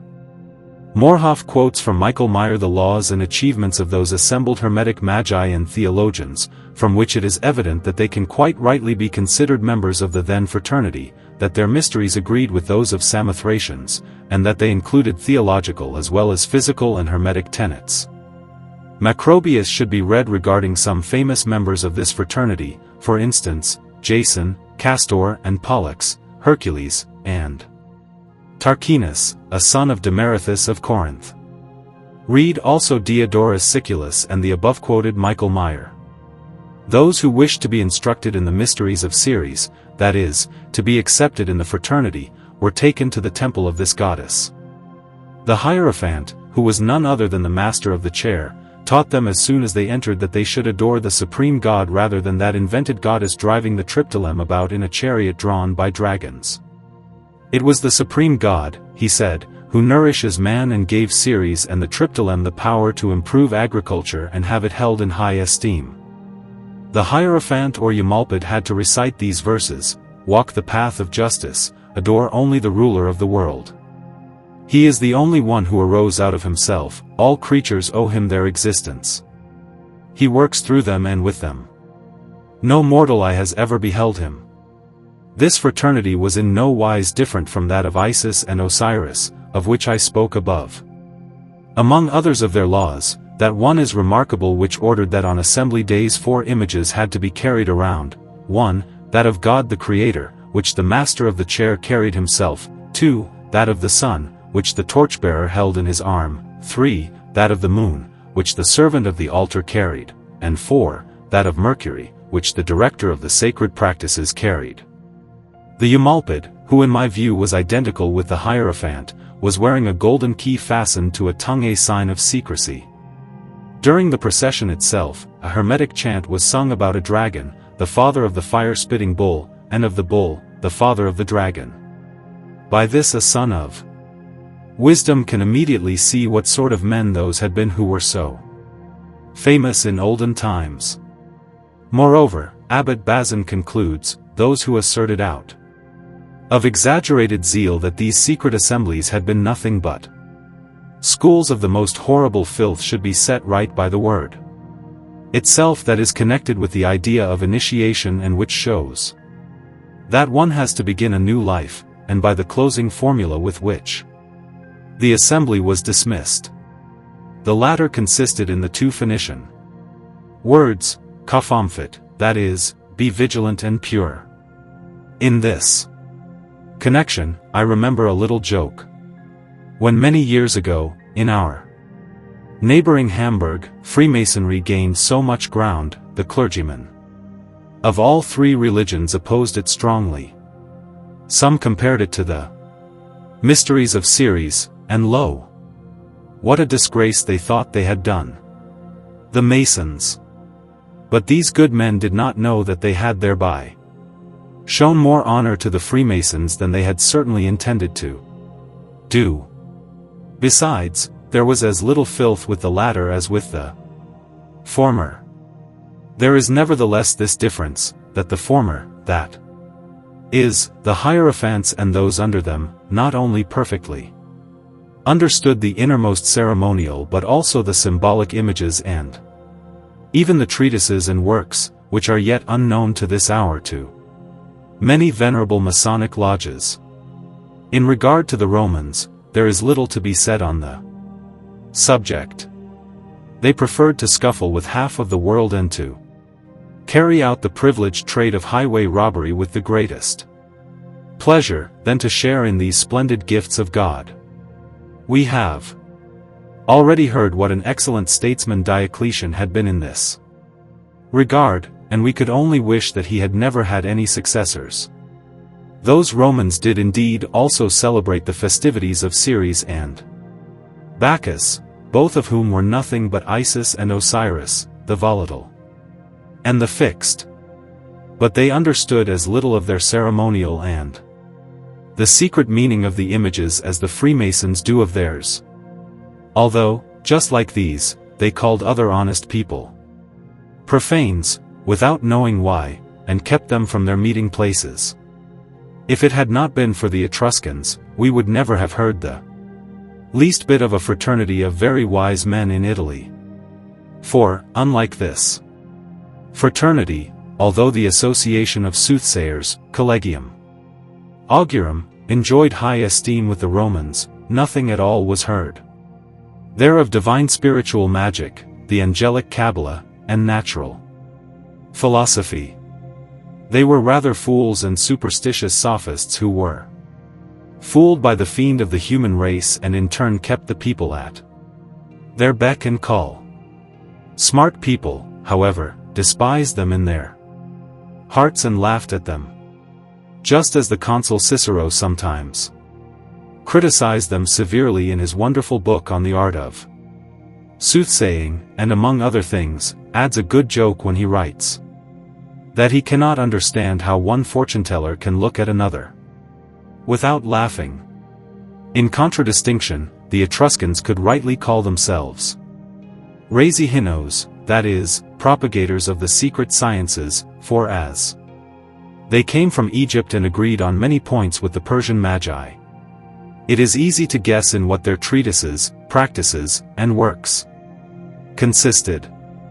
The Scotch Baron Thomas Dempster has written very well about this in his excellent work De Etruria Regale, published in 2 volumes in small folio in Florence, 1726. But so as not to abuse the patience of my esteemed audience, I will only touch briefly on the Celtic Druids, who concern us more directly, and the northern bards. The former were in no way inferior to the others in regard to the age or importance of their investigations. Their teachings were identical with those of the old Egyptians, Persians, and Chaldeans and consisted chiefly of theology and the secret natural sciences. They were highly esteemed in Spain, France, Britain, and Germany, where their fraternities had spread very far. Diodorus Siculus calls them theologians and knowers of the divine nature, despite the fact that they had already deviated from the royal road at that time. Their meetings took place in the open air.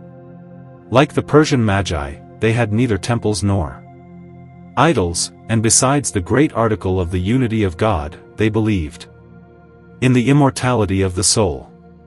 That they were also not inexperienced in the Hermetic sciences is evident in Pliny, who calls them soothsayers and physicians. It is even more explicitly related in Ammianus Marcellinus, who states expressly that they had researched the highest and loftiest secrets of nature. Their name itself indicates that they were the custodians of nearly all secret sciences, because the Celtic word drow, from which druid is derived, actually means magician, which the learned crowd has translated as sorcerer. The sons of wisdom are not concerned about this, however, because they know what it means with them. Johannes Heinrich von Falkenstein has collected wonderful things about this secret society. He says among other things that the Druids had been the most highly considered of all the priests of the ancient Germans. He proves this by statements of Strabo and Diodorus Siculus. They were thought to understand nature perfectly and to know the will of the gods, with whom they had intimate contact, Who does not here see an exact image of our highest, wisest masters, to whom nothing is secret, who know everything? Hermes, Zoroaster, Solomon, and other great men of antiquity knew. And this is so because they possess the natural magical Urim and Thummim, the right Eurismata, Ashja, or the fire of God, by which they can look into the heart of all nature, acquire the art, wisdom, and virtue, please God, and serve men, by which holy expressions they can know the Almighty Architect of the world more intimately, love Him more fervently, and become more closely connected with Him through this knowledge and love. Yes, they can even be deemed worthy of special instruction by the holy angels and other spirits, like the age-old patriarchs, and indeed in a much purer way and refined by the laws of the Christian religion, whereas the patriarchal theory preserved by the Druids was corrupted by fantastic notions prevalent in later times.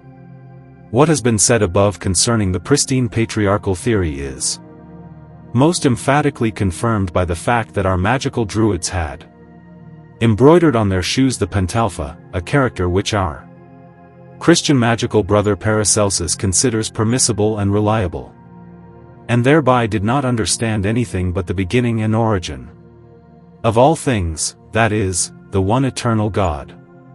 For although the pagans had many gods and believed in many, their philosophers nevertheless agreed and taught that there is only one eternal divine being.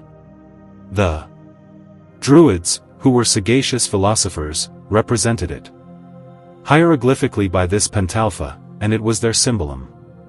Salutis, our Falkenstein writes at the same place, where he quotes a long but remarkable passage from Minucius Felix, who has wonderfully confirmed this sentence. When the Druids were admitted, they had to swear that they would not divulge to anybody what they were about to learn.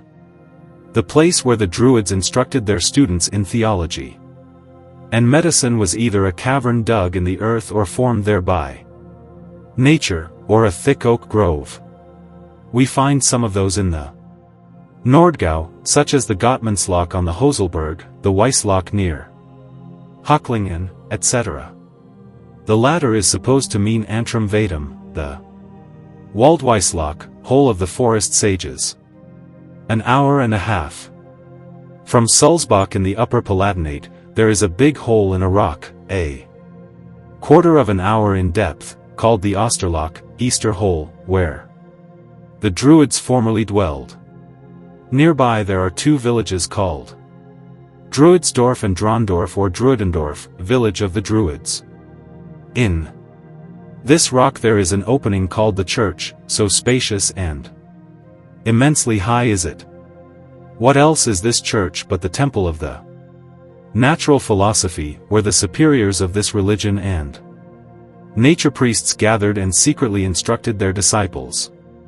By this my statement is once more corroborated, namely, that these people had formerly belonged to our fraternity, since its members of certain degrees have since olden times been called the wise by all peoples, and by the grace of God are still called so for good reasons.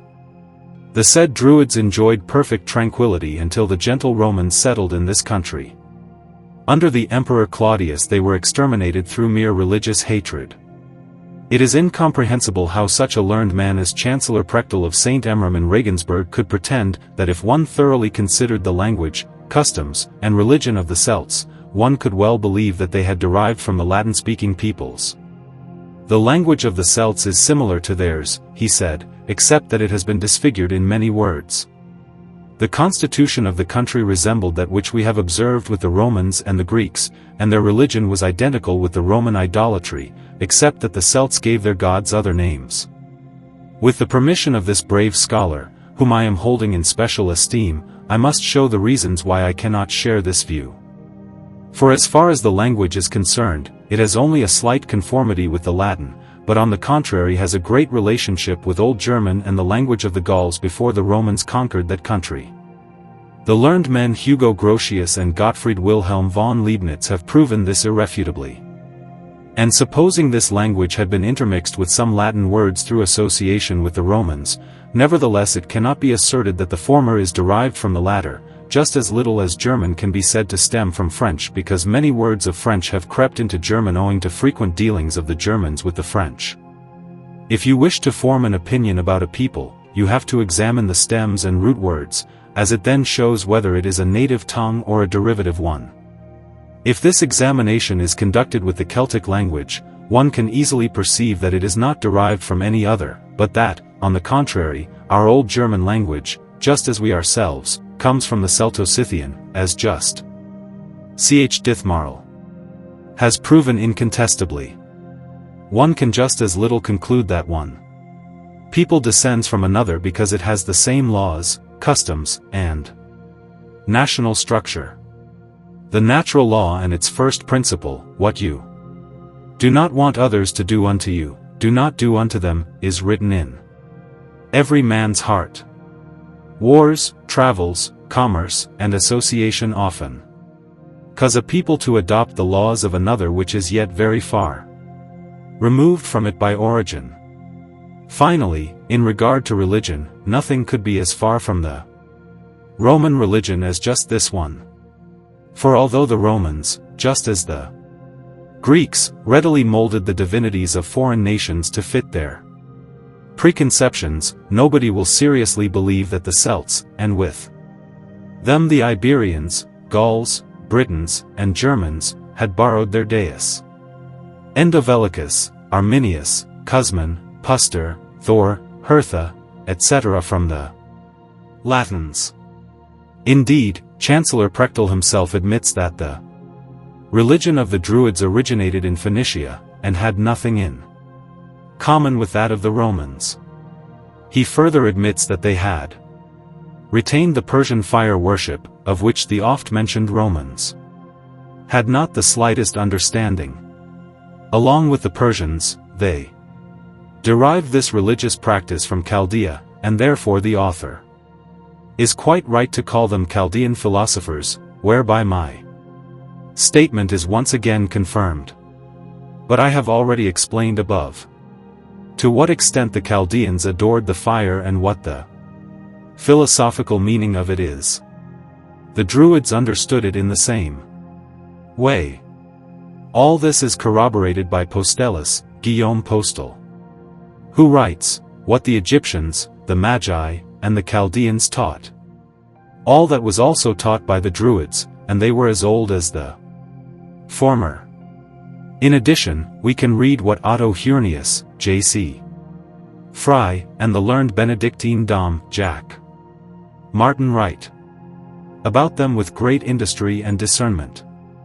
Finally, as far as the bards are concerned, almost nothing is known about them in this regard because they devoted themselves more to the poetic art. And although we find such things in the Icelandic Edda, which was as it were the Bible of the midnight poets, it was, without doubt, of Egyptian origin and may have included matters of deeper reflection. But it is still uncertain whether the bards understood its secret meaning or if they assembled in a fraternity in order to probe it. Meanwhile, it is worth noting that the two pagan golden horns found near Tundern in Jutland are of such fine and high-grade gold that it is almost impossible for them to have been produced in any way other than by the arte. Should it be true what a certain author assures us, namely that formerly there had been an important fraternity in the north called Faust Broderlav, i.e., Society of the Law Brothers, a vestige of the Egyptians which had reached Denmark by an unknown accident, it would be evidence that this order had flourished among them in a manner suitable to these peoples and their religion and customs. Although most of the degenerated Masons want to compare the said society with theirs, as it is at present, the contrary is evident by their own admission that these Lovbrodir, as they are called in the Gothic dialect, were Hermetic philosophers, which can hardly be said of the former. Accordingly, that society, if it ever existed as a fraternity of philosophers, does not belong to the guild of those Freemasons, unless the latter, because of their first 3 degrees and as masters of the light and the lost word, belong to the fraternity of the true Freemasons and its inner constitution and are lawfully subject to it. N.B. Be that as it may, the whole account appears suspicious to me.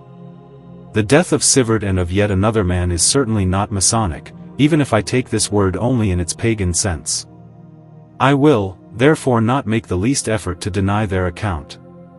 This was the state of our praiseworthy order before the salutary birth of our blessed Savior, when the greater part of the world struggled in the mud of pagan errors.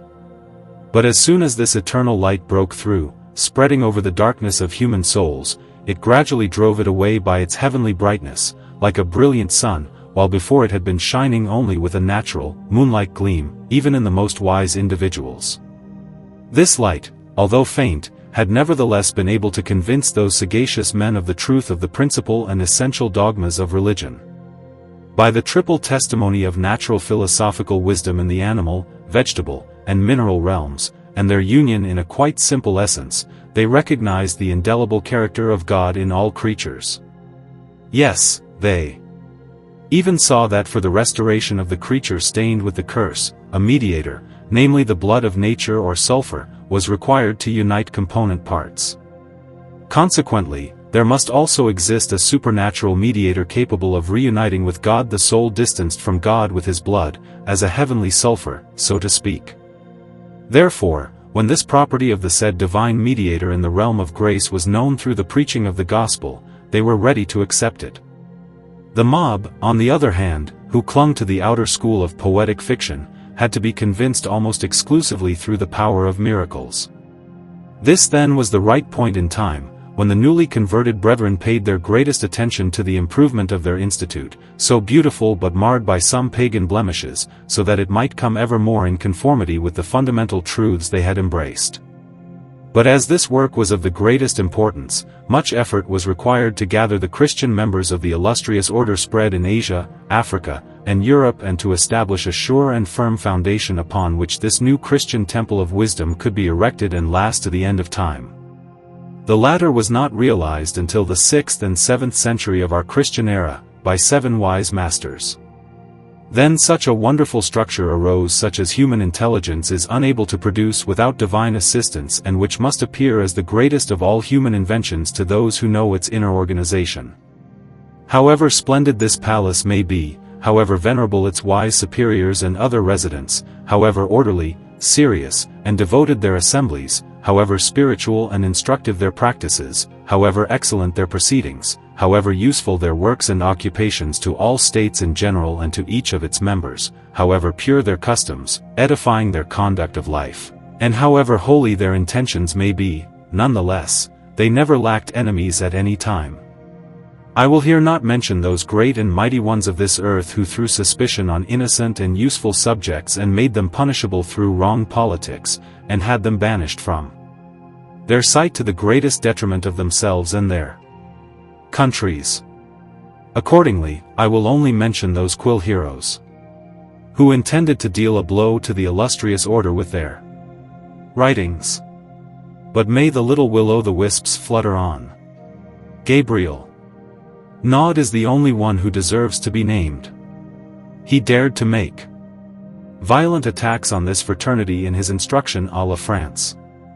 Sir Les Frères de la Rose-Croix, Paris, 1623, 8 VO. They did not harm it, however, as it is still alive, thank God. On the other hand, it has also been incomparably defended by very learned men, such as Michael Meyer and Robert Flood in their Apologeticis pro Fratribus, Rosie Crucis, and John Hayden in the treatise entitled the Rosicrucian, Infallibles Axiomata. This means, the infallible axioms of the Rosicrucians, which was published in London in 1661 in octavo and is highly praised by Morhoff. In it he deals repeatedly with Kabbalistic magical secrets and the power of these things with reference to the doctrine of spirits.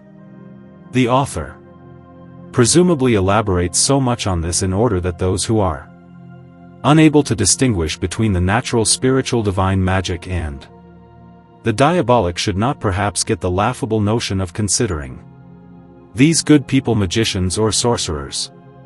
Just as the illustrious order has no other intentions Then Christian and honest ones, namely the love of God and our fellow men, and just as the former as well as the latter is practiced as well as possible, although in secret and to the extent that it can be done without danger and detriment, it also commands all its members, under the heaviest penalties of suspension or even total expulsion, never to desire to undertake the least action against the state or its ruler. Therefore, it is always most strongly impressed in all powers conferred upon the special administrators to direct their special attention to their subordinates in this regard. And this is so certain, as God has created heaven and earth, and has given our devoted homeland a sovereign, namely His gloriously ruling Imperial Majesty Joseph II, who attracts the hearts of all men in the world by his piety, intelligence, and human kindness, and who, by his excellent qualities, is worthiest to be the gracious protector of this praiseworthy society of public benefit. Finally, I cannot understand where Herr Joe Friedrich Bertram has heard, publishing it as something well known and evident, that which he writes in his Einleitung in die Philosophischen Wissenschaften, that D. Valentinus Andrea, together with some other strange men, had been behind the curtain and tried, through the satiric enigmatic writings published under the name of the Rosicrucians, to persuade people that the true wisdom cannot be found anywhere but in the living cognition of Jesus Christ, to which one could attain through sincere penitence. Whoever would join that order would find golden mountains, namely, eternal salvation as promised by Christ. With this I concluded my account. It seemed that a large part of the persons present had enjoyed it, for some of the well-disposed shouted, "Happy the man who finds this wisdom, for a long life is at his right hand, and at his left there is wealth and honor." The others, however, stuck to their preconceived opinions and asserted that it was unbelievable that a man as learned as Herr Bertram should have said such things if he had had no sufficient reason for doing so. My reply to this was quite brief, namely that the sufficient reason had already been banned for a long time from Herr Bertram's philosophy. A speaker of the company now continued, "If this society really existed, it would probably be conspicuous and awe-inspiring by living in grand style, by the splendor of their clothes, jewels, coaches, horses, precious liveries, and many servants, footmen, servants in Hungarian outfits, Moors, hussars, court jesters, etc., seeking to obtain positions of privy councillor, golden chamberlain keys, ribbons, etc." I replied that the sons of wisdom by no means despised riches. They knew that they were a good thing on earth. But at the same time, they knew that wisdom was by far to be preferred, because it is of a glorious nobility, its essence being with God, and that the Lord of all things loves it. Consequently, all those things are not the main object that a son of wisdom must take into consideration but solely the endeavor to acquire wisdom, the art, and virtue, to please God and to serve his fellow man. But as nevertheless there were among them dukes, princes, counts, marquises, barons, noblemen, statesmen, high and low officers, scholars of all faculties, it would be ridiculous if they were to move about like the Quakers, out of sheer stubbornness, and behave like cranks. They should rather be guided by their function and dignity in their outer conduct. But they have never lost sight of the fatherly admonition of the masters of wisdom to use a certain unaffected moderation, so that the enemies of wisdom should not find occasion to again incite jealousy and envy toward them. O God! I thank Thee ceaselessly with all my heart, with all my soul, and with all my powers for all these great and palpable favors, begging Thee fervently and in full confidence, through the merits of Jesus Christ in whom Thou hast hidden all the treasures of wisdom and knowledge, to let me attain at last to the accomplishment of this great work and the possession of the true heavenly wisdom, which is only from Thee, Lord and God, and which has been at all times and before all times, so that I may, in my rapidly advancing age and in the time still left to me to live, know and praise Thee better, thereby to receive and nourish the true fire of love, please Thee and serve my fellow man, and finally, at the conclusion of this troublesome life, rejoice with Thee in the heavenly Jerusalem. But I know, O most merciful God, that I am unworthy of it. If Thou thinkest of the sins, O Lord, who can then pass the test? But in Thee there is mercy and abundant grace. Therefore, have mercy on me, and at last give a hearing to my long and constant supplication. How long wilt thou tarry to help me? Make haste, O Lord, hurry, for thy honor and for my good and that of my fellow men. As you promise, O venerable wise, in the Fama and Confessio published by you, no one will be deceived in his sincerity and hope who approaches you and seeks your association under the seal of silence. I therefore believe that I have already been admitted into your venerable, most holy society, and that therefore the advice you have given me to declare myself more clearly is aimed at nothing but the airing of my great hesitation to reveal the mysteries of God to all and sundry brethren without exception. I hereby comply with your advice and thus soothe my conscience. With just this end in view, I will describe the divine vessel, the materia, and the fire, not sophistically but truly philosophically. It will be somewhat obscure to the profane or ignorant, but as clear as daylight to the true wise. Suffer me a little, and I will shew thee that I have yet to speak on God's behalf. Job 36 verse 2. This is the main purpose which the sacred order, into whose community the author of this little work is so very eager to be admitted, always bears in mind. Can there be anything greater? Can there be a more useful occupation than to contemplate the adorable Creator of beautiful nature and all creatures by investigating them in the triple realm, that of animals, plants, and the subterranean creatures? This occupation not only opens our intelligence so as to obtain a deeper insight into the revealed truths, but it also directs our will, which it must necessarily lead from admiration to love of such an almighty and kind being as the God who creates and sustains everything in the cycle of continual duration. Psalm 8 verse 1 reads, O Lord our Lord, how excellent is thy name in all the earth! Who hast set thy glory above the heavens? And to convince us all the more of it, the psalmist shouts as it were into our ears, the heavens declare the glory of God, and the firmament showeth his handiwork. Psalms 19 verse 1, as if to say, through the knowledge of nature and the creatures, we can attain to the knowledge of God. In his epistle to the Romans, Paul gives us the well-meaning advice that we should recognize the invisible by the visible, invisibilis ipsius, dei, a creatura mundi, per ea, quae facta sunt, intellectu conspicentur. Romans 1 verse 20, for as we cannot see God in all his glory, Exodus 33 verse 20, the All-Highest gave Moses, who had begged him to show himself, the command to stand against the rock, put his hand out of the way, or whatever other translations say about it, and he would hold his hand above him, and then Moses would see what was behind him, but he would not see his face. Here is where many interpreters of the Holy Scripture take behind him to mean nature, including her operations and properties. See Alois Wiener, Splendor Lucas, Oder Glanz Delicts, Introduction, page 23. Even the intelligent pagans clearly recognized this truth through the natural light that shone for them. I will only mention Consul Cicero, who writes as follows in his treatise De Haruspicina, Cas est tam visers, que cum suspexerit in colum, dos esse non sentient? This means, who will be so stupid that, when lifting his eyes to heaven, he does not sense the gloriously radiating Godhead in the creatures?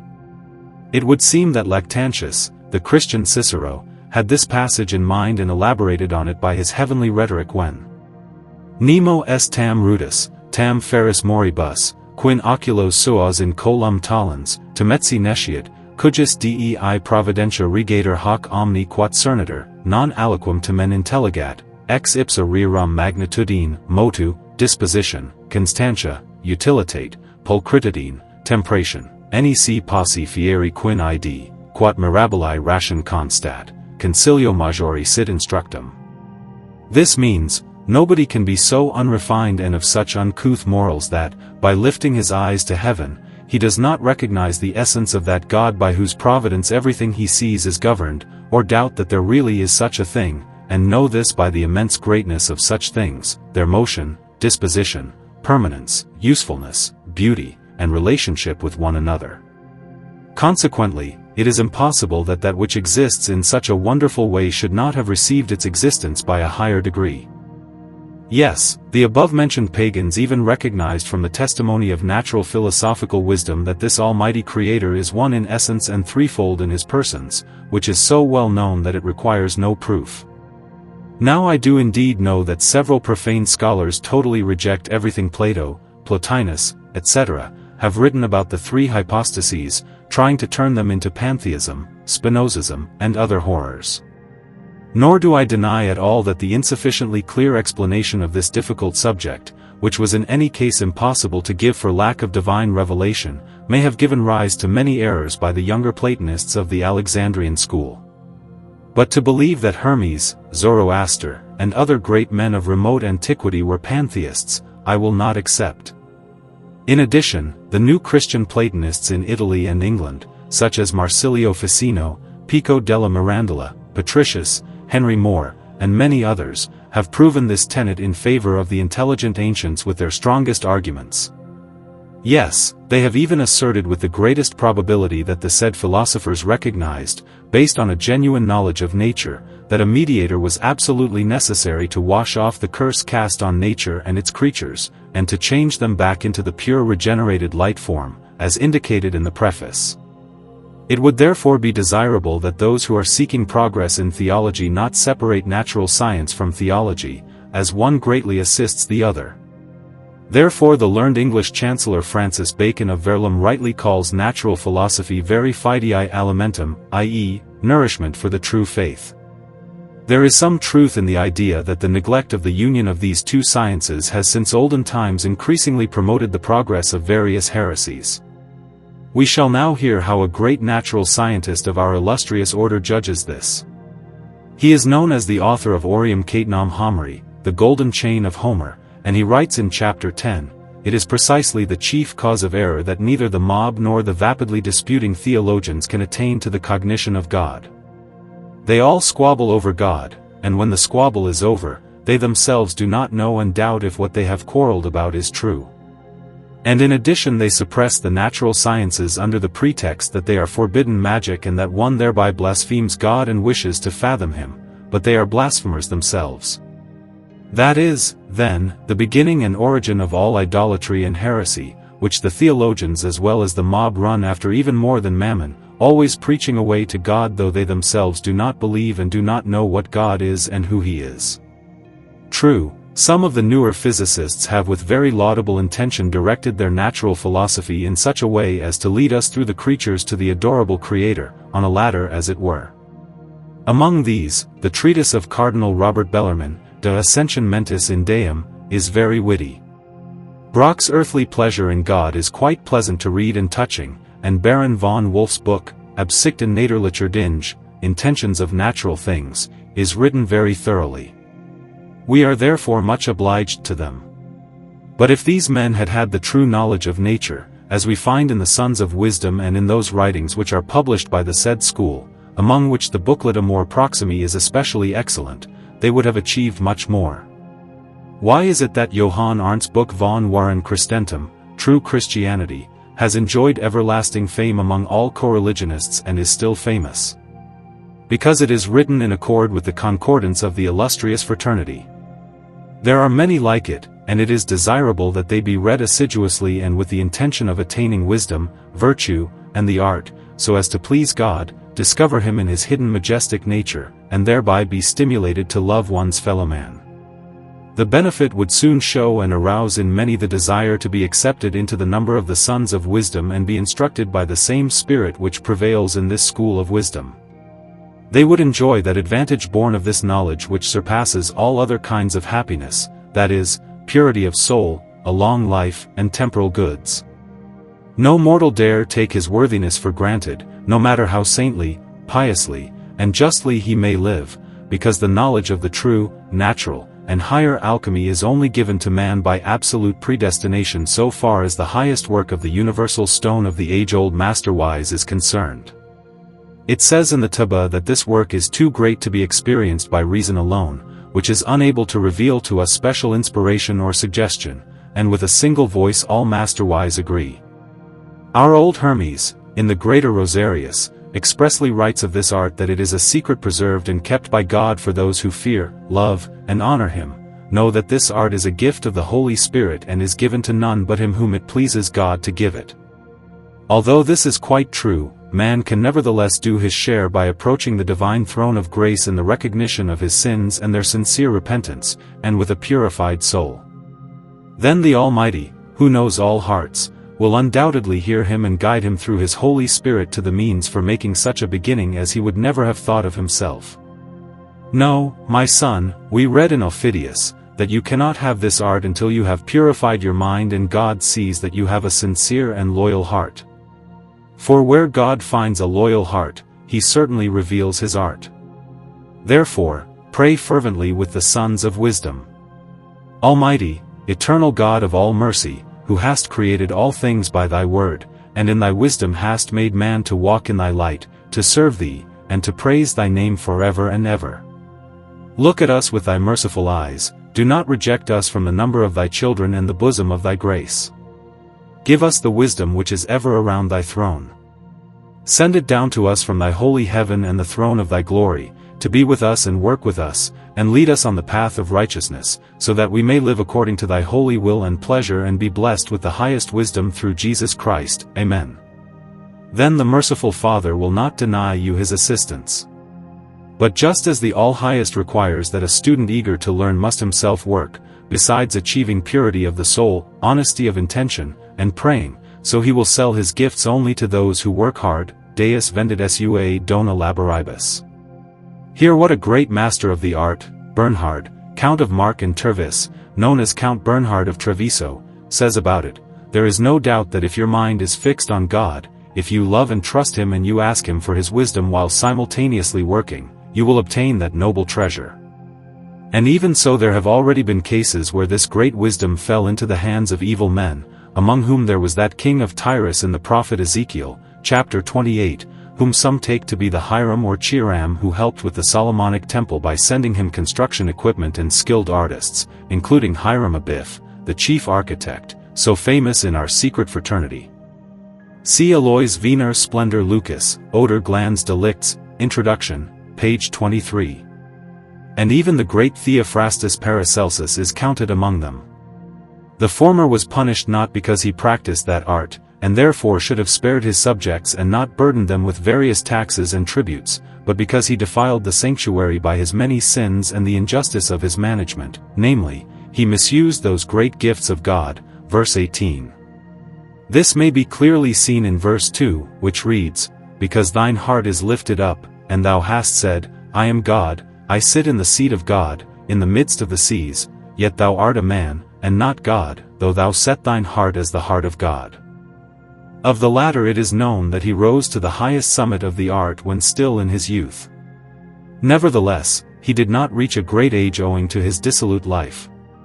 He was torn from this earthly life in his 48th year, although there are some who believe that he had to lose his life so soon due to a dose of pulverized diamonds. Even so, his short term of life was not ordained because of the inefficacy of his medicine, as Conrad and other envious physicians imagine, but as penalty for his vices. If, therefore, the merciful and generous God occasionally bestows his splendid gifts on a scoundrel, it is done so that the cup of his sins should be filled to the brim, in order to improve him. For an old, well-known, and true saying states that if this art falls upon a villain, he not seldom becomes pious, and if it falls upon a pious man, it turns him into a saint.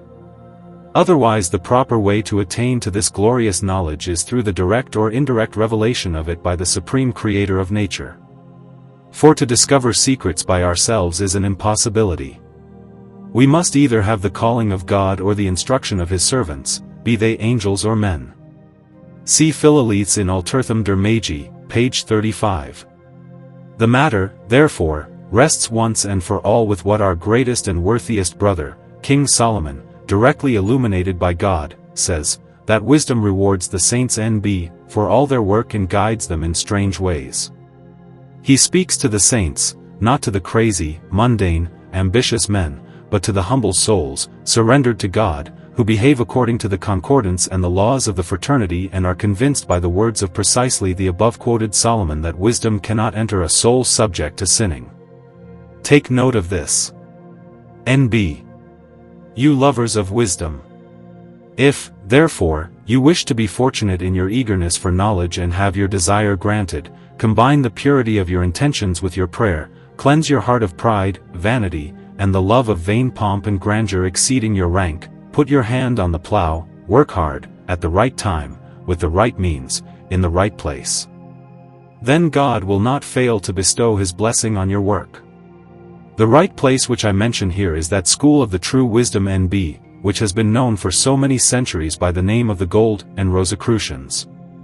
Its teachers are the possessors of all natural secrets to which God has entrusted them with the keys and has consecrated them as priests of nature. Only through these and their fatherly instruction can that wisdom be obtained of which the wise Solomon assures us, that a long life is found at its right hand, but riches and honor at its left. True, not all students reach the same degree of perfection as their teachers would, with fatherly love, wish for them, as their greater or lesser capability, their greater or lesser industry, their lack of the necessities of life, their occupational, business, random, and family troubles, and other circumstances put almost insurmountable difficulties in their path.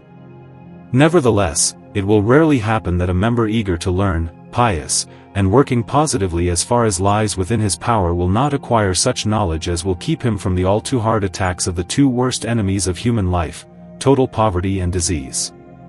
Here I must mention the so common mistake of most of the profanes who, upon hearing of a Rosicrucian, cannot imagine him other than a perfect adept.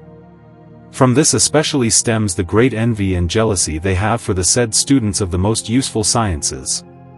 For although it is incontestable that all adepts who have been since the beginning, still are, and will be to the end of the world, belong to this sacred fraternity, it does not at all follow that all Rosicrucians are adepts. Rather, adepts are very rare birds, even within the illustrious order itself. And it is therefore very unchristian to persecute almost to death those good, honest, and generally useful members of the state because of mere greed and hunger for gold, imagining that one day they could catch one of them, by whose destruction they hope to satisfy their thirst for gold, which is so insatiable and aimed at all evil intentions displeasing to God. But I assure them, by the Almighty Creator and Architect of this globe, that their efforts in this regard are vain and useless, because up to the present it has never happened, nor with divine assistance will it ever happen, that a true brother, able to make alchemical projections, will ever betray the secrets of the high order, no matter how much the fury of insatiable misers rage against him. Besides, the intention of our innocent society is in no way the making of gold. For in not a single writing of the fraternity, no matter how many of them might fall into the hands of mundane and witless men, will a single passage be found where the beginning apprentices are promised to be taught how to make gold. Rather, this delusion is taken from them, should they be infected with it, straightway in the first degree of the temple of wisdom. Instead, it is most earnestly inculcated into them that they must first seek the kingdom of God and His righteousness. They are told that the goal of our God-pleasing undertakings is none other than to acquire the art, wisdom, and virtue, to please God and serve our fellow men, that the way to reach the above-mentioned praiseworthy perfection consists chiefly in making their efforts solely for the honor of the praiseworthy Creator of beautiful nature and their better knowledge derived from the works of creation. They will attain this, so they are told, by thoroughly learning the natural science, based on our infallible principles, thereby acquiring great insight into medicine, economics, horticulture, the true alchemy, and other sciences that are profitable and generally beneficial to mankind.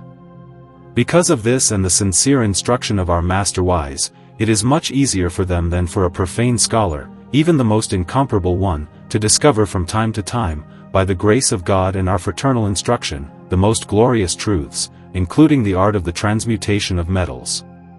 Meanwhile, these discoveries are considered non-essential matters by us and undeserved gifts of the generous Supreme Being. It is impressed on their possessors, under penalty of the greatest punishments and the divine curse, never to make the slightest abuse of them but use them for the honor of God, the benefit of the public, and the assistance of our poor, needy fellow men. Remember it, you enemies of wisdom. And curb your foolish and vain spirit of persecution. Who then would not wish from the bottom of his heart to be incorporated as a member into this sacred fraternity, together with our unnamed author? This is not so difficult for a seeker filled with a purified and moderate thirst for knowledge who expresses his desire in the same way as our present author or is guided by God Himself, as some foolish half-scholars imagine. I myself can assure you by God Almighty and my honor that I worked a great deal for some 20 years, always hoping, but in vain, for a direct divine illumination or a human guide, till at last the Heavenly Father heard my sighs and sent me a true friend whom I will all my life most gratefully honor, love, and pray for. He introduced me to the Temple of Wisdom, that is, our sacred order, where the scales fell from my eyes after a short stay, so that I now clearly recognize by the grace of God what had been incomprehensible to me before. I do not doubt in any way that the same thing will happen to all who take this step with the same honest intention and with the same sincerity that had taken hold of my soul, for which I wish them success with all my heart. This is the truth, but it is also incontestable that it must be done through special divine grace and calling. Then a person called can become a true elect. Remember it, you foolish scoffers, who are trying to make the credulous believe that the whole story of this praiseworthy order is nothing but a fable. See Hubner's Stats und Zeitungslexikon, under the word Rosenkreuzer, Rosicrucians. If at that time the author had known the illustrious order other than through the Fama and Confessio, as he did subsequently, he would himself have found this fear to be superfluous. For although every member is required under oath not to withhold any secret of nature from the illustrious order, he is not under obligation to reveal to his fellow members of a lower degree things pertaining to a higher before they have progressed to it. Yes, on the contrary, it is most strictly forbidden, because in this sacred society everything is done in quite an orderly fashion, which is part of its inner beauty and a cause of its invincible stability and its duration of many years. Ca sophistic loquitur, audibilis est, etiam omni re defraudabitur. This means, whoever speaks deceitfully is hated and will be cheated in everything. I suggest that the reader look again at what I said at the end of Note 5.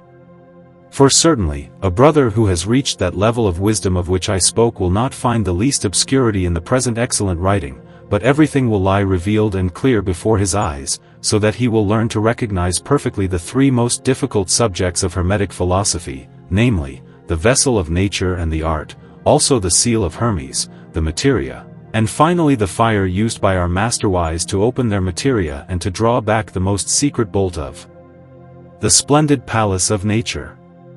For no one has yet written so beautifully and incomparably as the Right Reverend, but at present regretted, author of the present work. Part 1. The Vessel of Nature and Art, and the Seal of Hermes. Section 1.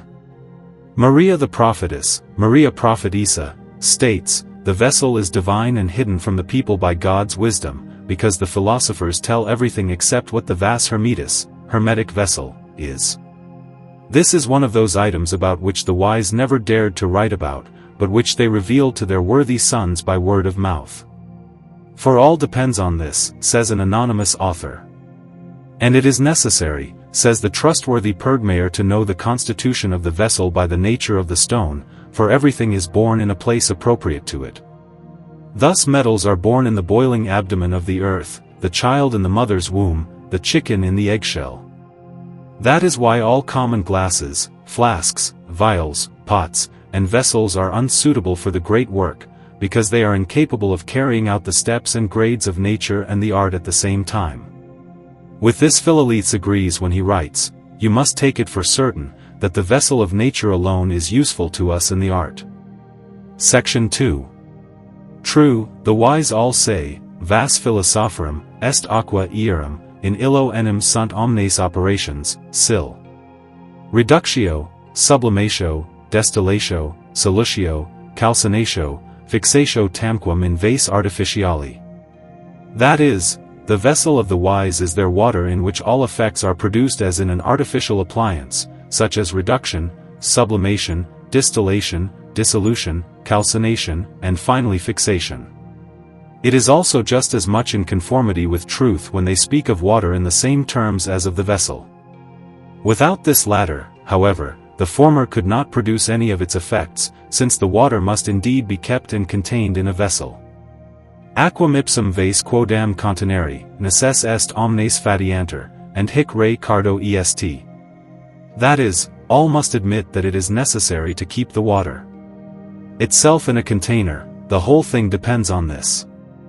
What kind of a wonderful vessel this is in which nature accomplishes all these various works with the help of the art, we shall learn from the mouth of the author of Das Geheimnis der Hermetischen Weltweit, where he himself says that the wise have veiled the vessel of the art in a dark and occult description when they assert that it is composed now of 3, now of 2 parts. Prugmayer does not contradict this at all, although he writes that the vessel is only one, namely, the vessel is the soul and glass container in the form of an oval and oblong little abdomen, which enables the united and separated elements to move about in it and give birth to the stone by reacting upon one another. Section 3. Michael Meyer quotes Maria the prophetess, who describes the vessel most clearly, saying, "The whole secret lies in the hermetic vessel, because that divine being has been hidden from the people by God's wisdom, and those who are unaware of it do not know the foundation of truth because of their ignorance of the hermetic vessel."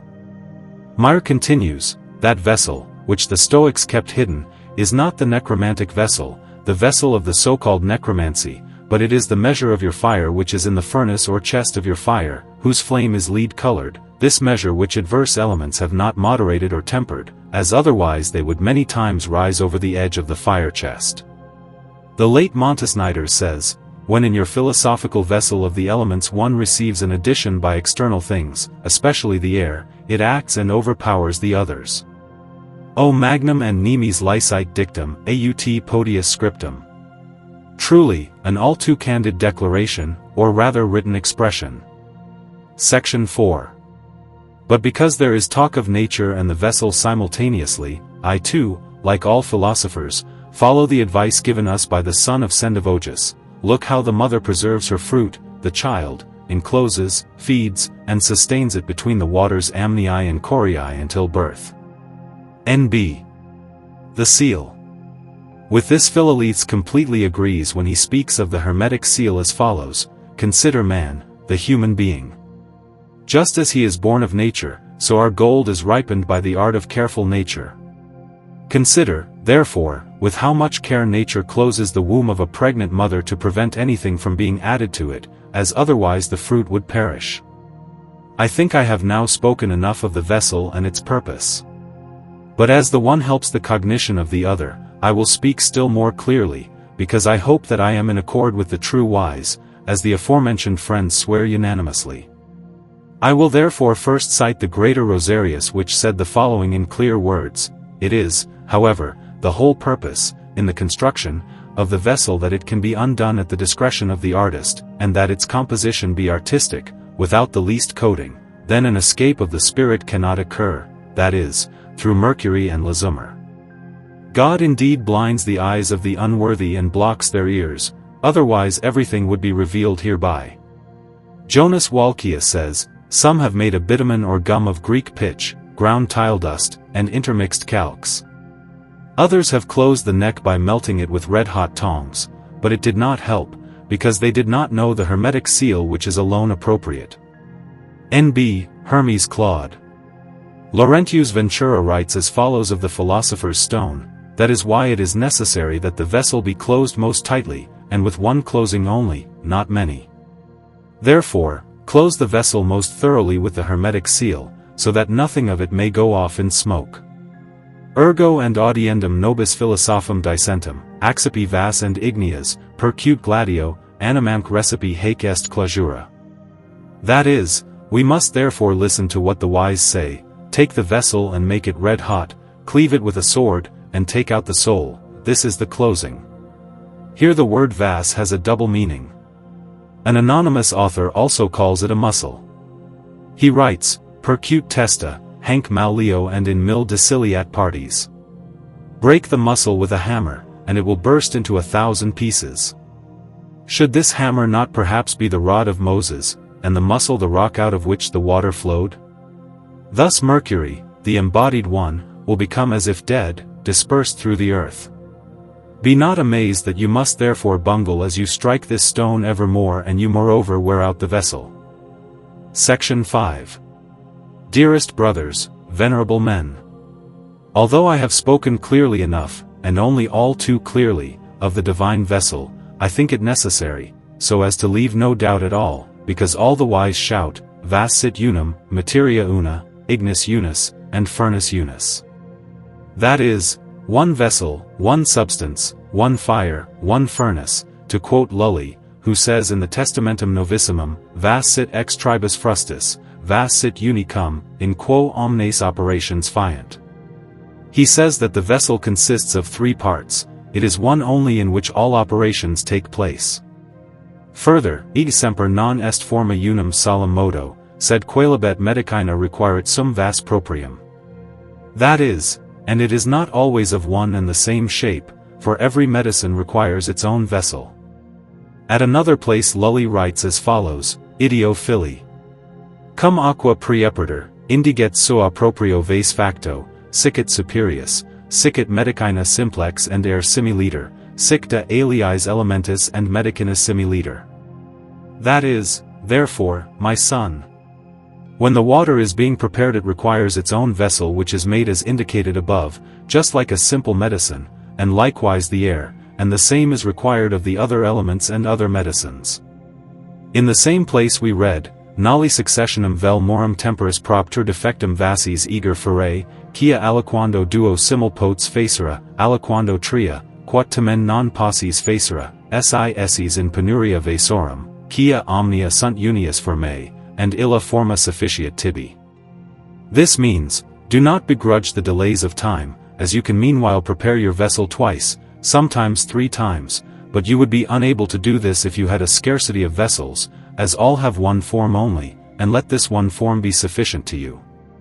Lully expresses himself as follows when he speaks of the vessel under the enigmatic description of the furnace, sic quat cum furnace cum sua operculo compositus furit, penitus unum respiraculum habit, ut caloric sensi ignis respirare possit, propter quat ignis naturi istum solum requiret funum, and non alium.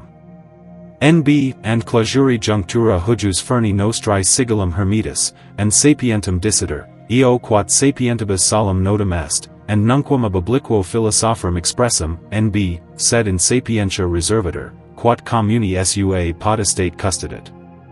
This means, after the furnace has been built with its cover, it is absolutely necessary for it to have an air hole so that the heat of the lit fire may breathe thereby.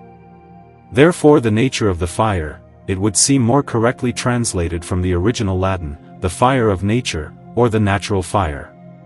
Translator's note, requires this furnace only and no other NB, and the closing of the joints of this furnace is called the seal of Hermes and of the wise, because it is known only to the wise and it has not been expressly indicated by any of them, NB, but has only been kept hidden in the secret treasure chest of philosophical wisdom. In this paragraph of Lully 3 points are to be noted which seem to contradict one another, namely, the cover through which the lit fire can get a breath of air, and the closure of the joints with the seal of Hermes. Whoever knows how to recognize these 3 points under the cover NB, knows the vessel, the seal, and also the fire of Hermes. Section 6.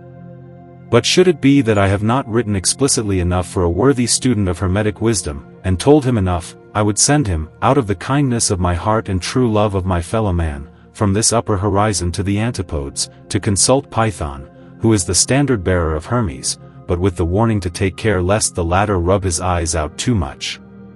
This then is the only vessel of which I have written so much and so variedly because I completely concur with Maria the prophetess, O divinum, O mysticum, O arduum, and facile instrumentum. O divine, O secret, O difficult and easy instrument. With this instrument all Hermetic works, which no wise can avoid, are accomplished. With God's help I, too, have drunk out of this bitter cup and reversed it. Now, follow my last advice and pray assiduously to God that He may also let us get hold of the right materia of the wise. Part 2. Section 1. The true materia, and how many kinds there are of it. Section 1.1. So that we are not led astray when all the wise assert by all that is holy that there is but one single material which accomplishes everything required by the artist and nature, we have to observe carefully that all of them together speak of the nearer but not of the remote or raw one. Denis Zacher testifies to this in Michael Mayer, speaking thus, that this is true is testified to by Anaxagoras of Clazamene, who says, Our sun is red and burning, it is linked to the nature of the white soul and the moon by means of the spirit, although it is altogether nothing but the mercury of the wise. The anonymous author in the Hermetical Triumph writes as follows: finding the true materia is a great and important point which is the subject of our work. To this end one has to puncture and tear open 1,000 coarse linen cloths in which it is wrapped and kept. One must carefully distinguish it by its proper name from some 100,000 strange designations by which the wise have variously called it. Section 1.2. It is infinitely difficult and, without the guidance of a master or the special grace of God, impossible for a student to recognize it in the various reports of the wise and to distinguish it for the use of the artist and the bidding of nature. Most of the seekers are generally so confused that they dare to seek the fireproof grain, granum fixum, the true fundamental and radical moisture, the blessed stone, outside the mineral realm and God knows where. But that the latter must be mineral, and metallamineral, we shall hear. Reason especially teaches us that each realm has its own seed and innate primary essence, but here I will in no way be understood as speaking of the celestial inflowing power, formative of the body, proprio astrale informativo. Section 1.3. Sendivogius says, you must take a metallic nature, and this in a male or a female quality, otherwise you will achieve nothing, for if you try to prepare a metal from plants, you will work in vain, just as you cannot produce wood out of a dog or some other animal.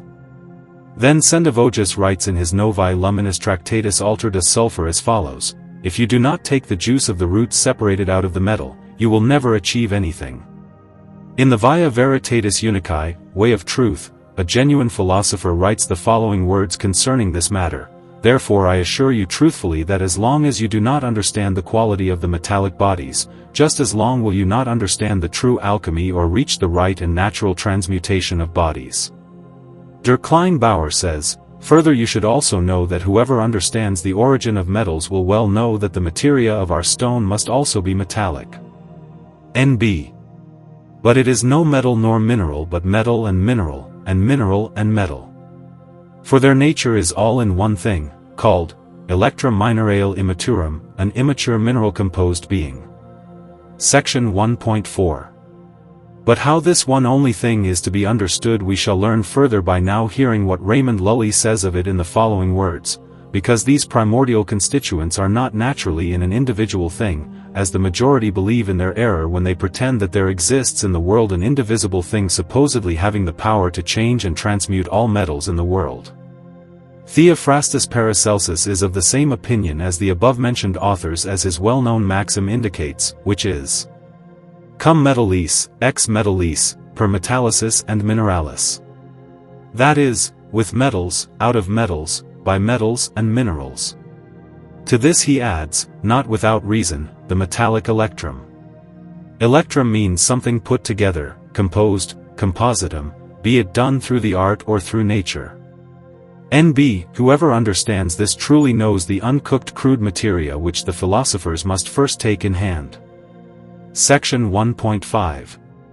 Theobaldus de Hogeland says, the compositum of the wise is called a stone, as the things out of which it is composed have a likeness with stones, and out of these the blessed stone is prepared. With this the son of Sendivogius agrees completely. In Der Wasserstein der Weisen, Waterstone of the Wise, he writes, its red substance is at first in the form of an ore from the ore clefts, and it is truly a stone because it is hard and dry, and it must be crushed and triturated like a stone, then dissolved into the first beginnings which nature herself had at first combined, then dissolved, and finally again dried and boiled into a fireproof artificial stone. In these few lines the author has taught the whole process of nature and the art, omitting however the manipulations.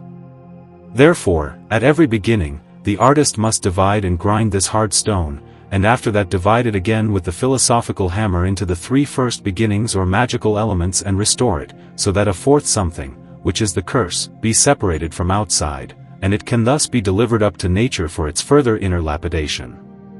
All the wise assert this, saying that it would be impossible to reach the prima materia, i.e., hal primordiali, without opening up the hard bonds. Part 2. Section 2. Further continuation on this materia and its dissolution. Section 2.1. The reduction, however, is done through the art and through nature. By means of the former, the raw material is ground and divided into three original constituents, that is, salt circled minus, sulfur, and mercury. Remember, Hermes says, first, there is the water which comes out of this stone. The other reduction is done out of these three first beginnings, by their own movements which are putrefaction and the transition into the first or next materia, the latter being at all times the beginning of nature. This is the materia of which Hermes says that that which is born of the black raven is the beginning and origin of the art. Section 2.2. Above, we have sufficiently learned that our materia must be metallic and mineral. Therefore Hermes speaks, de cavernus metallorum occultus est, ca est lapis venerabilis, color splendidus, mens sublimus, and mer patens. This means, in the caverns of the metals is he hidden who is the venerable stone, of a brilliant color, the sublime spirit, and the far-extending sea. The author of the ancient duel equister, chemical duel, says the following: God has created this ore for us, which we take as such, whose raw crude body we destroy, whose good inner kernel we collect, discarding what is superfluous, and of whose poison we prepare a medicine. The author of Theatrum Arcanum Hermeticae Philosophiae Opus speaks as follows of the beginning of nature: there the first conjunction of man and woman takes place, the intermixing of the seeds, the putrefaction of the elements, the dissolution into a consubstantial water, the eclipse of the sun and the moon and the dragon's head. Finally, the whole world reverts to its previous confusion and dark abyss. This first digestion is done through motion and a moderate heat, similar to the weak heat of the stomach, which contributes more toward putrefaction than toward birth. In the second digestion, the Spirit of God floats upon the waters, and the separation of the waters from the waters is seen. These two incomparable canons, which comprise the entire great work of the creation and the conditions in the whole of nature, about which Moses gives instruction, require a penetrating intelligence and clearly show that Lucifer, the son of the light and the dawn, the first creature of God, had already fallen and was to be blamed for the confused chaos of which we are speaking here. But who, O Lord, will be able to comprehend thy great works? He to whom thou givest the power to command the rocks and the mountains to rise and throw themselves into the great sea. Section 2.3. Of this first spirit, also called Ruach elsewhere, our Sendivogus has written most clearly, saying that the four elements, in their first natural effect, drip a moist, heavy steam on the center of the earth through the all-moving world's soul, as it were, through a nature funnel, which vapor, he says, is the seed of the metals. Senior says, the highest vapor must be brought down to the lowest, and it is that divine water which descends, so to speak like a king, and finally rises from the dead and begins to live. Montesnider says, the Ruach of the wise is a means for the conjunction of the salt and the sulfur. Rorate celi de super, eti nubes pluent justum. That is, drop down, ye heavens, from above, and let the skies pour down righteousness. Thus speaks the prophet Isaiah in 45:8. Section 2.4. As this point, regarding the materia per se as one of the main pillars of alchemy and the most hidden secret of the whole work, as Vogel says, it is right that the question be answered as to how this hard and firmly bound together stone materia can be reduced to a liquid, seed-like fundamental nature. Boastful Paracelsus answers it by saying, Pings a dole verbenes. Burn the fat vervain. But consult also the garrulous Montesniders, even if he tells it to you 20 times over. It is precisely that which I call below the magical fire. If you are now a real magus, you will not contradict this. Such a reduction would be easy to achieve, I believe, if one were to knock against this hard rock with the staff of Moses. Why? A philosopher rightly asks.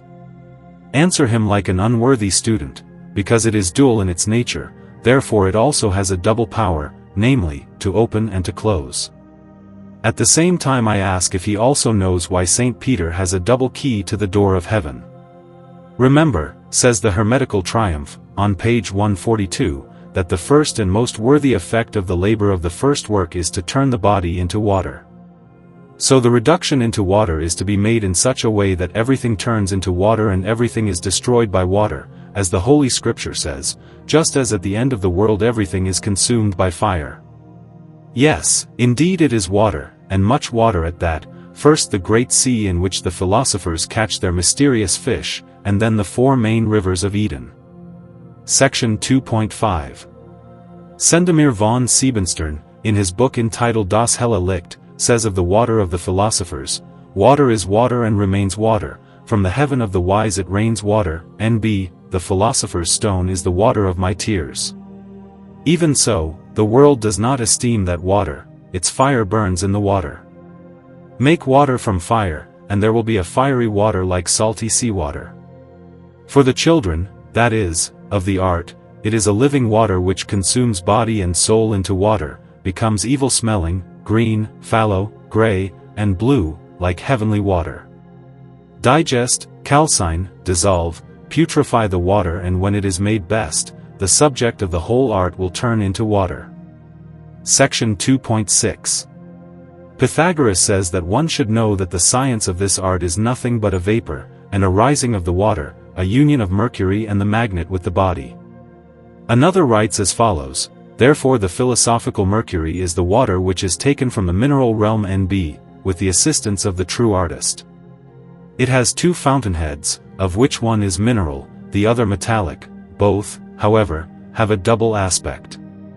What this double aspect is, Montesniders explains as follows, Mercury is the menstruum universal which is born twice out of Mercury, first, out of the lunar, then out of the solar, part of Mercury. This Mercury can rightly be called a double Mercury. The lunar Mercury can with less effort be driven out of the Saturnine body and distilled." Lully agrees with this when he says, "You must know, most serene king, that the materia of our stone, or of all philosophical and effective stones which originate in the art or are composed by it, is nothing but a metallic soul and our purified and sharpened menstruum, that celestial lunar water which the wise call the vegetable, or plant, mercury, and which stems from the red and the white wine." Part 2. Section 3. The lead of the wise, or the philosophical lead. And the 2 kinds there are of it. Section 3.1. All philosophers unanimously say that their prima materia is Saturn or lead. But one has to correctly distinguish what kind of Saturn they refer to, especially when they say with Hermes and other philosophers that the doors of all the sciences are opened with lead. When they speak of the double Saturn and his black realm, they do not speak of the more remote but of the next materia. However, when they mention now a mineral, now a metal, they understand the remote or the raw material of the aforementioned stone. Der Grossbauer speaks a great deal, and also very misleadingly, about its various places of birth. Prugmair is more frank, saying that we should take that which is easiest to dissolve. The sincere Montesniders clearly indicates 2 Saturns, both of which are more mineral than metallic, and one of which must never have been in the fire and must generally be found where no metals can be found. The other, he says, is a cold fire which, as it were, opens the metals and brings them back into its nature, enabling the artist to resolve them afterwards more easily and completely. And just as Basil Valentine exalts the latter in his Hermetical Triumph, Zoroaster overwhelms the former with praise. This Saturn, says Paracelsus, has had the signature of the great world from birth. Section 3.2. Sendemir von Siebenstern says, "At first God created a black clod of earth. He separated it into light and darkness, made day and night of them, and Moses wrote upon the instigation of the Holy Ghost, in the beginning God created heaven and earth. And the earth was without form and void. And the Spirit of God moved upon the face of the waters. If you do not find such a clod of clay in the metallic realm, go to the minerals, for they are the beginnings. N.B. If these are of no help, go straight to Saturn. He will give a strict order to Vulcan to grant your request. You will get a very brilliant rich mineral, the inner realm of which is gold and silver." In another passage he says, "It must be gray and black on the outside." In these words of Sendemir, it is not Saturn, as Saturn orders the surrender of the mineral, and yet it is Saturn. But the fact that Saturn gives orders to the black Vulcan proves what kind of Saturn it must be. Section 3.3. Virgil writes very emphatically as follows. Aeneid 6. This means, hear what you have to do first. In a shady tr. thickly covered with foliage, a golden branch lies hidden, leaf, and resembling slender willows. It is dedicated to the subterrane Juno, and the whole forest covers it and the gloomy shadows lock it in the dark valleys. Although this verse could be interpreted as pertaining to putrefaction, its beginning has quite a different significance. Section 3.4. In the preface to his work, Sendemir writes, "Out of a red and white earth the artist can extract the four elements without trouble and augment them to whatever he likes, namely for the whi. The red, for himself, for the middle and the end, for the great A. Lesser work, for all particulars, if the extraction is done by th. philosophical hammer and axe. If you are being persecuted, hated, and envied, forget the dark clouds and let the thunderstorms roar. Will not last long, but when the Most High commands his wind to be.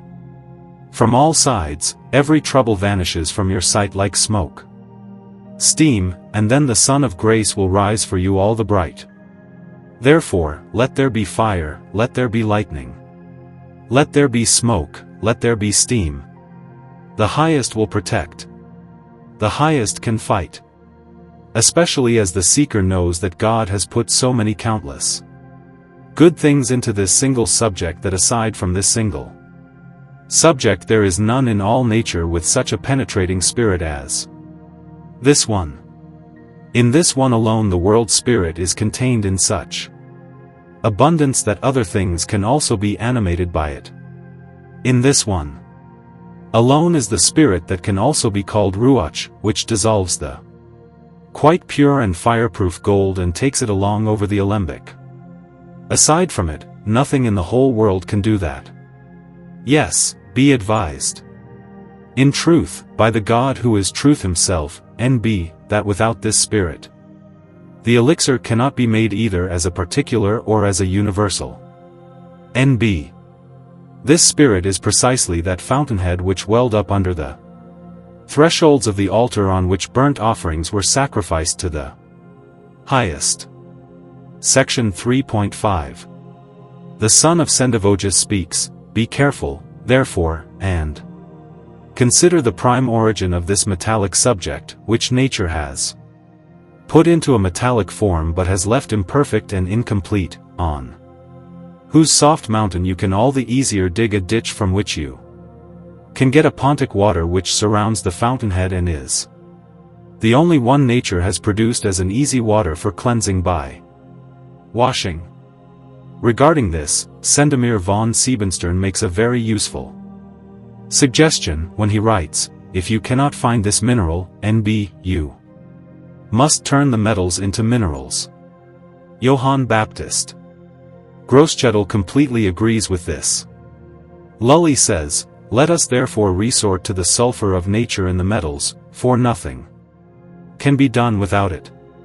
Regarding the seed of metals as the right substance of the stone, wherein it is hidden, we read, "You are sure to know, most illustrious prince, that the spirit of the metals is the other part of our stone, which must be extracted from the bodies of all metals." Section 3.6. Here we shall now see what the other Saturn of the sincere Montasniders is, who says elsewhere, "The philosophers have two elements in the magical art, namely, two Saturns, but simultaneously only two metals." Isaiah 54 verses 11 and 12, 13, 19 will allow us to clearly recognize this Saturn.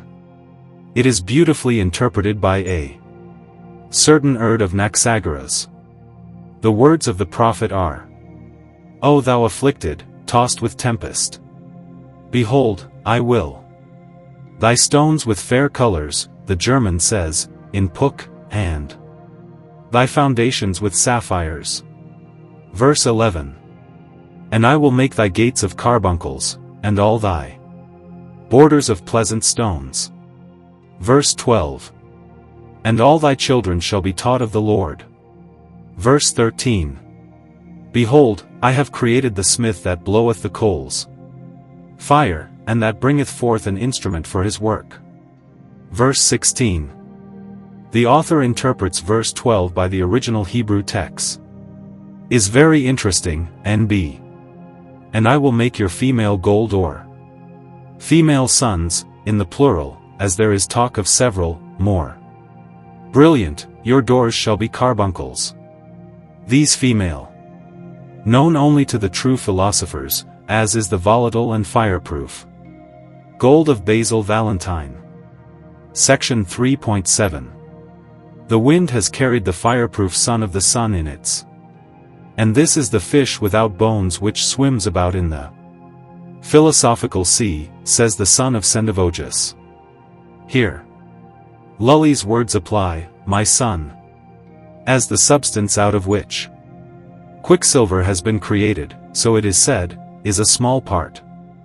The first materia of metals, in which materia all three tools, the revolutions of the wheel, etc. are hidden, so it is also impossible to change the forms without reducing them to their materia or nature. Further, he writes, both the ferment and that which is to be fermented are prepared by the same operati. Preparation, my son, consists first in reducing every body the reduced into its prima materia by separating it into things op. Its nature. Now one can easily understand what are the fema sons, what is Basil's volatile and fireproof gold, what are th. boneless little fish swimming in the philosophical sea of the Sendivogus, what are the small part and the prima materia of, or the first mercurial essence. Section 3.8. Now we will hear further what the all too frank Montesniders states with absolute certainty about this raw materia, namely, if gold, i.e., the true philosophical gold, is amalgamated with a mercury of Saturn, the gold becomes porous, and the hellfire can better calcine the solid body, light the solar fire on all sides and turn the body into ashes. This he also repeats in the appendix, thereby indicating the common gold. Basil Valentine says, 2 stars have been given to man, which are to lead him. I am telling you truthfully that the philosopher's stone is composed of 2 species and bodies, which words the above-mentioned Anaxagoras interprets only 2 clearly in the Aureum Velis, in concordance with von Suchten and Geber. Part 2. Section 4. Sulfur and Salt. Section 4.1. Hermes says in the Emerald Tablet, Sol est aegis conjugii pater. Eti alba luna mater, tertius succedit, ut gubernator ignis. This means, the sun is the father of this union, and the white moon is its mother. The fire follows as its governor and third mediator. Maria the prophetess says, Fumus complectiter fumum, audi herba alba crescens super. Monticulos, capit utrumque. This means, one smoke encompasses the other, and the white herb which grows upon the mountains encompasses both. Thomas Norton says in Michael Meyer's work, Dearest Master, teach me therefore, without withholding anything, whether our materia is gold or mercury, or gold and silver, or if these must all 3 be taken. Regarding this, many clever and subtle questions have appeared, but you have not spoken about this matter, except in general terms, for you must take some of these things, others from other. Norton then continues in the above-mentioned work. On a certain day, I heard my teacher say that many patient and learned men have found the white stone with great effort and work, but there are few, yes, hardly 1 in 15 countries, who could say that he possesses the red one. Section 4.2. Avicenna, quoted by Meyer, gives a clear interpretation of this matter, saying, such a sulfur is not found on earth except in 2 bodies, namely, gold and silver, and in one other thing NB, which is that which is not revealed to any man but to him whom the Supreme grants it. Although this sulfur is more perfect in gold, as it is more digested and better cooked, it is not as frequent in Sol and Luna as in this red body, in which it cannot be as perfect before it has been boiled than afterwards. N.B. This is only known to the philosophers. Meyer writes as follows: this sulfur of the wise, philosophical sulfur, is said to be one the noblest secrets of the art, the investigation of which innumerable men, yes, almost all, became tired. This sulfur lies hidden in Sol and Luna, and also in another body, but which body is quite unknown and concealed. Section 4.3. The son of Sendivogus says, there are many who imagine that they have the precise preparation of the philosophical Saturn, but after they were tested by our red servant, it is hardly believable how few were found who passed this test. Where do we find a book that would give us sufficient instruction on this matter, since the wise are silent about this point and want to keep it secret? Just as our beloved Father has only left these few words for his successors instead of a disclosure of this secret, one single thing which is intermixed with the philosophical water. Whoever knows this sulfur does not need to go far to extract the rose-red blood of the lion of Paracelsus and the golden oil of Lully, which he orders us to get from the philosophical lead, of which more will be said at the end in Magni Operis abbreviation of the great work. Truly, this sulfur is one of the noblest arcana, which is never revealed except by special ordinance of God, or by God's will is only orally disclosed by the philosophers by their true sons. As it also happened to me, the Most High be eternally thanked. It is therefore very deeply hidden, due to God's will and command, yes, by nature herself, because this sulfur lies hidden under a thick and hard rind. Yet, although it is evident and easy to find, it is generally rejected by those who do not need it and who therefore despise it. It is written in Psalms 113 verse 22, Est enim lapis, quem reprobaverant edificans, edifactus est in caput anguli. That is, the stone which the builders refused has become the headstone of the corner. Section 4.4. How valuable and wonderful this rejected stone or sulfur is, God himself tells us in the prophet Isaiah 27 verse 16, Behold, I lay in Zion for a foundation stone, a tried stone, a precious cornerstone, a sure foundation, he that believeth shall not make haste. For indeed, this stumbling block, this precious stone which is more valuable than gold itself must be proven. N.B. Yes, by the severest test of the tyrant of this world it is torn from its mother, before it can be set into the foundation of Zion, and yet the text says, in fundamentum fundato, which amounts to saying that it has already been set into the foundation. The latter, however, is to be understood to be the first coarse material foundation. Finally, he advises the man who is a believer, who knows and finds this stone and is building the fortress of Zion, to be patient and not make haste, omnis enim festinatio ex part diaboli est. This means, all haste is of the devil. In this lies a great impediment.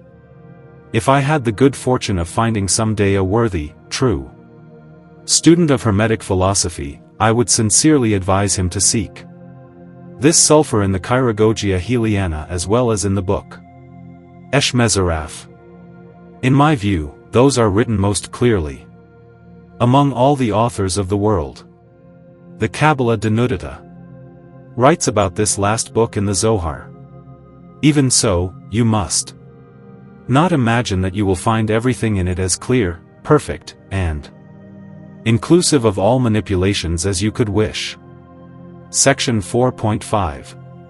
But so that I should do enough, as it is required of me, I will quote some more very important sayings of the philosophers, which will completely compensate for the aforesaid deficiency. For a wise Paracelsus says that this sulfur is no burning sulfur because it itself is fire, and it loves fire, especially sun fire, but that it becomes increasingly purified in the fire, and also gives a proof of its tinging property in its raw state.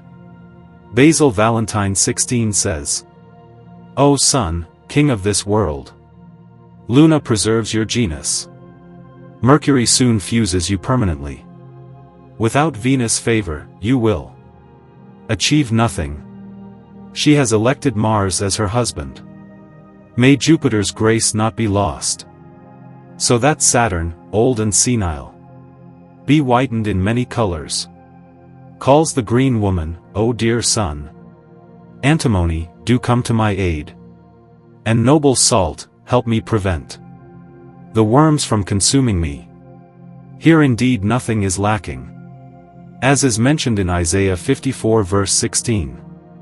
And as is taught by Alexander von Suchten through his manipulation, you would soon see what is called gold and silver. 17 But a cold shudder reminds me of the words of Count Bernard of Treviso, Deo, Philosophus. Iti equitati vovi. That is, I have made a vow to God, the philosophers, and justice. Section 4.6. Furthermore, Basil Valentine says, Yet, there is a red spirit in me. I do not know what it is called. I received it from my husband, the warlike Martin Lobzan, when I was still a mineral. N.B. Hadrian from Minsicht says in his testament, so that I may at last point out to you its proper name.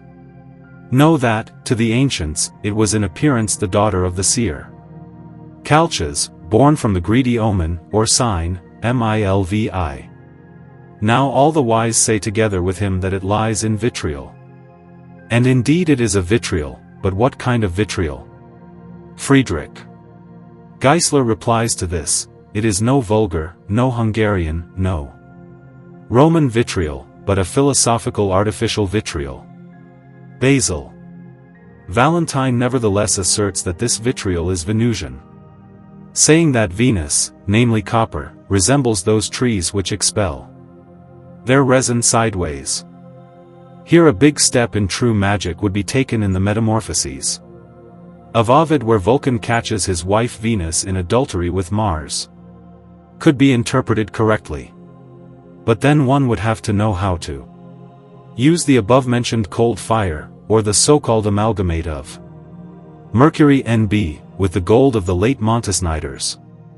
In this connection I remember what Montasniders says of this sulfur and vitriol of Venus, that the sulfur of gold is considerably improved by the sulfur of copper, for as the red lion feeds on the blood of the green lion, thus becoming filled with blood and inflamed, just so gold rejoices of, feeds on, and is strengthened by the tincture of copper and iron. Therefore the philosophers have not unjustly said, aurum non tingit, nisi prius tingitur. This means, gold does not tinge, unless it be previously tinged. Section 4.7. The said tincture, says Basil Valentine, is the king's feudatory. All this is enough, but only for those who know his volatile and fixed gold, of which he so often speaks in his writings.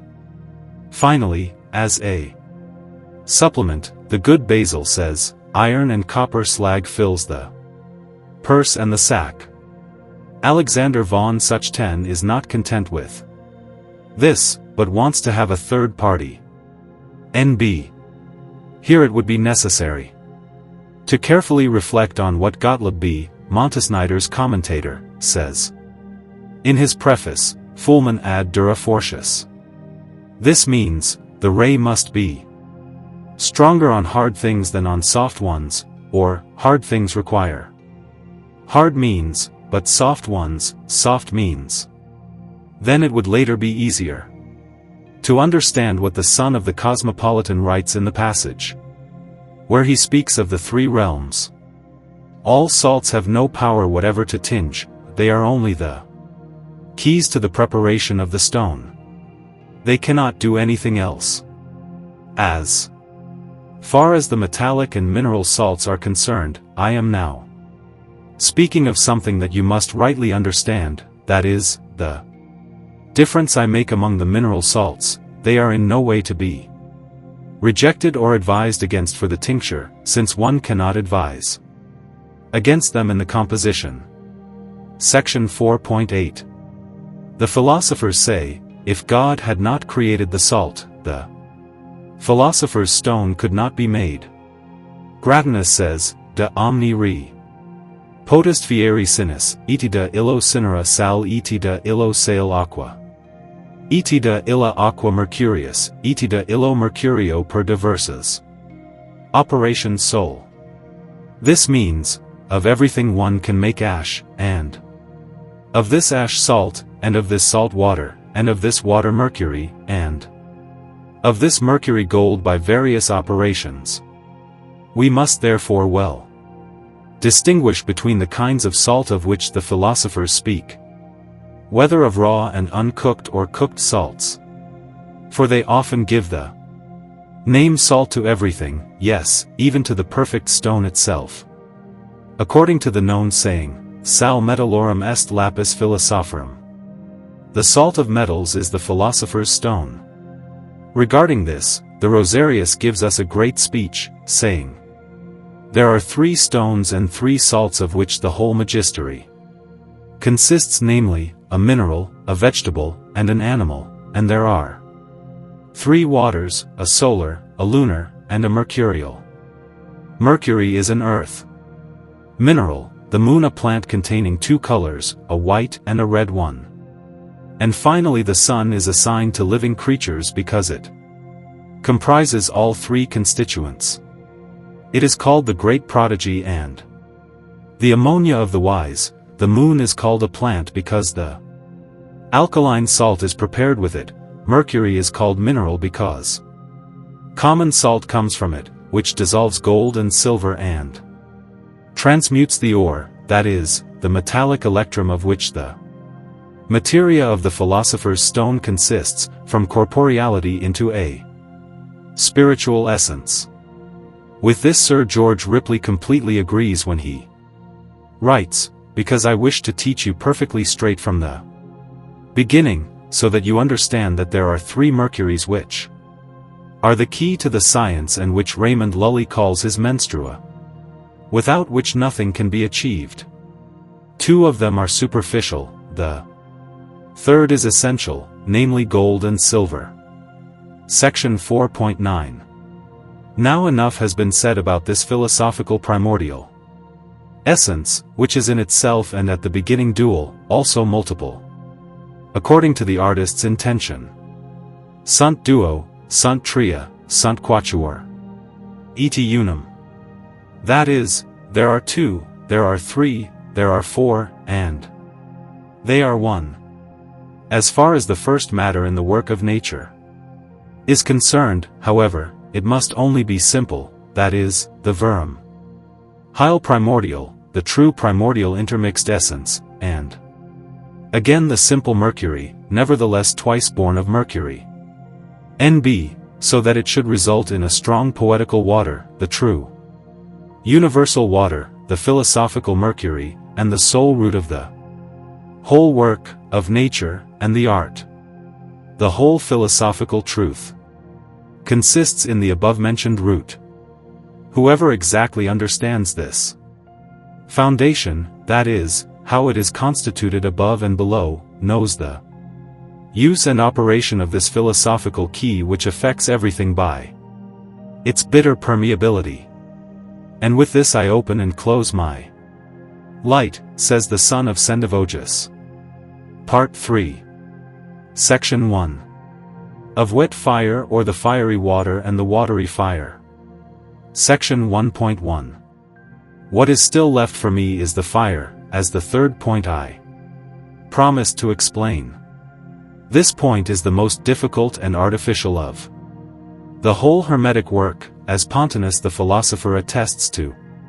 With these words, study therefore the fire, Ignis, for if I had recognized it straight at the beginning, would not have gone wrong 200 times in working with the materia. It is the most important point, as we learn in the instructions of De Arbor Solari by the words, know, therefore, that the greatest secret of this art lies in the fire. Whoever knows how to govern, regulate, it will attain to the perfection of the work, because the fire and azoth are sufficient.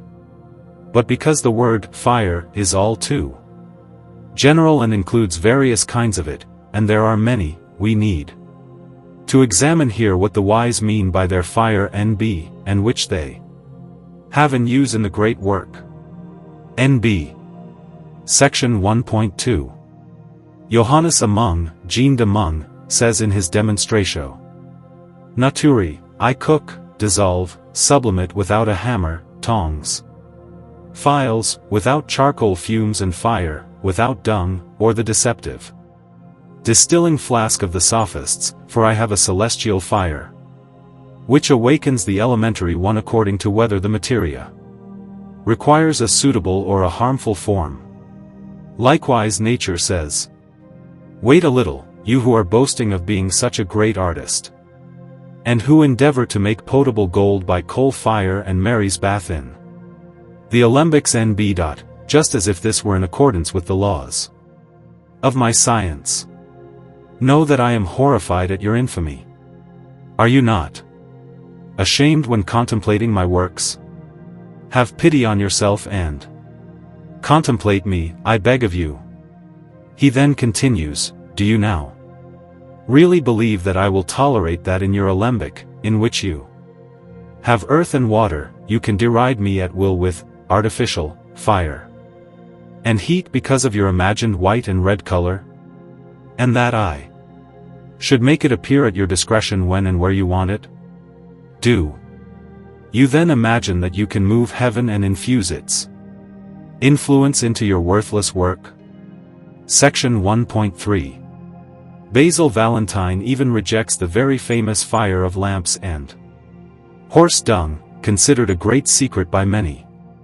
He writes, lamp fire with spirit of wine is of no use, and horse dung is ruinous. The author of Arcanum Hermeticae Philosophiae Opus, The Secret of Hermetic Philosophy, says, oh, shun the fratricide from whom the greatest danger comes in the great work. Prugmayer therefore writes as follows, every fire of coal, sand, ashes, lamps, baths, and dung is unsuitable for the philosophical work, and untruthful and extremely improper for the philosophical operations. Consequently, they must needs be avoided. For the philosophical fire, as Johann de Mung very clearly proves, must be cold and dry, warm and moist. But neither the coal fire nor the fire of the water bath, Mary's bath, has these qualities. Flamel's brief philosophical concept describes this in the following words, with this end in view. The true philosophers have always chosen none but the natural fire. Likewise the above-quoted Pontanus confirms this when writing, I have gone wrong 200 times, although I knew the true materia, in the manipulation and practice of this materia, before I discovered its effect and use. The same mistake occurs in this art if that fire is not used which transmutes the whole materia into the true philosopher's stone. Therefore I am not surprised that so very many have not achieved the work. They err, have erred, and will err because all the philosophers, except one called Artephius, have not disclosed the specific effective factor. But he did it for himself alone, that is, enigmatically and in a secret manner, although very briefly and therefore all the clearer than all other philosophers together. If I had not read Artephius and heard him speak, I would never have achieved perfection in this work. But so that we may rightly understand this fire or proprium agens, the right active factor, I will here quote what Munilis says in the Tuba, nisi igni residential attenuator, quusque illi cum illo Utah. Spiritus ascendant, nihil tunc perficistis. That is, if you do not thin these things so much by fire that they rise with it like a spirit, you have not yet accomplished anything. Section 1.4. Regarding this rising of the spirits, the author of the Hermetical Triumph speaks as follows: whoever knows how to sublimate the stone philosophically is fully justified in calling himself a philosopher, as he knows the fire of the wise, the philosophical fire, which is the only tool capable of bringing about the sublimation.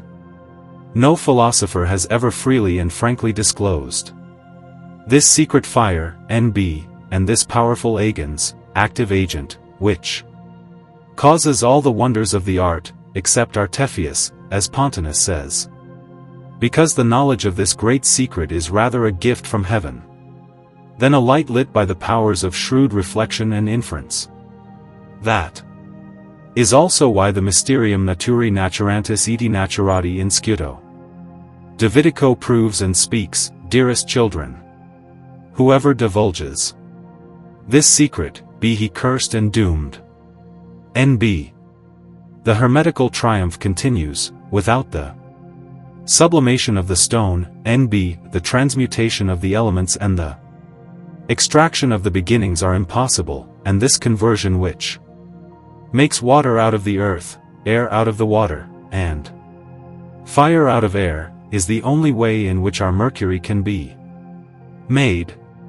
Therefore apply yourselves diligently to the knowledge of this secret fire, NB, which dissolves the stone naturally and without force and violence, namely, the putrefaction NB, causing it to dissolve into water, in the philosophical sea of which it is written, and the Spirit of God moved upon the face of the waters. Genesis I, NB. Through distillation, of which it is said in Isaiah 45 verse 8, Rorate Celi. That is, drop down, ye heavens, from above, and let the skies pour down righteousness. This is caused by the rays of the gold and silver, namely, through the combustion with water and ablution with fire, as the Rosarius teaches truthfully. Because in this great work, nothing occurs but a dissolution and coagulation, and thus the fire unites with the water, and it takes place in the earth which rises together with the fire. N.B. Section 1.5. Over and above what has been said, we will now hear how the above-mentioned Artephius, so highly praised by Pontanus, describes this proprium agens, and whether this description is right.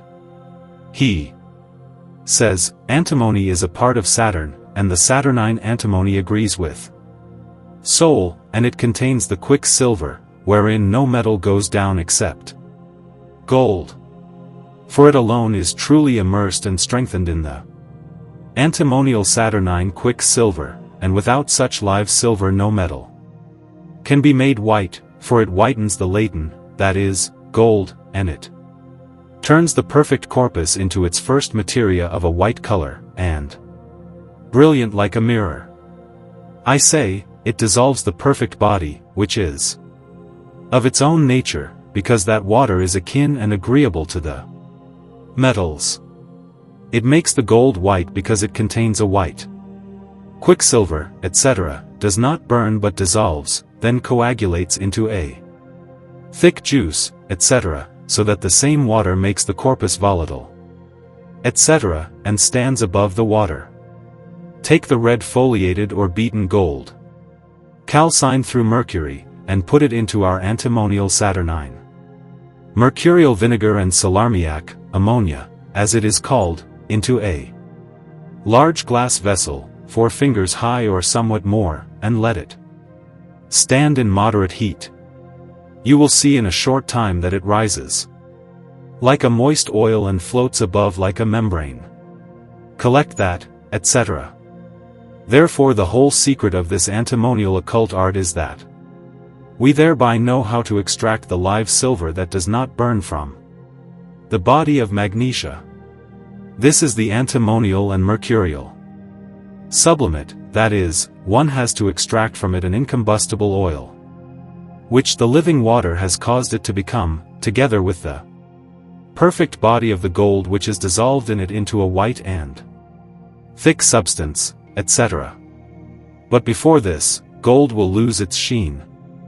In its putrefaction and dissolution in this water, will become dark and black, nigrum, nigreus, nigro, the black will become blacker than black, and soon a white color in a white substance will float on top of it. This means widening the red lion, sublimating it philosophically and turning it into its materia, that is, a white sulfur and a fixed quicksilver. Thus the perfect body receives its life in the water, becomes alive and spiritual, and augments in its kind, like other things. Here, indeed, Artephius speaks for himself, or for the philosophers, as Pontanus says, because he does not publicly name the philosophical Saturn as well as its prior reduction and conversion into water. Secondly, because he only speaks of the dissolution of the gold, which is shown by his addition of the sal ammoniac, sil. Per stomachum strythiones per aquili acritudinum, fortificato, namely, by the ostrich stomach strengthened by the sharpness of the eagle. Concerning the other part, that is, the dissolution of silver, it is said, simplicum strythiones stomachum fomina requiret. This means the woman, namely the moon or silver, requires a simple ostrich stomach.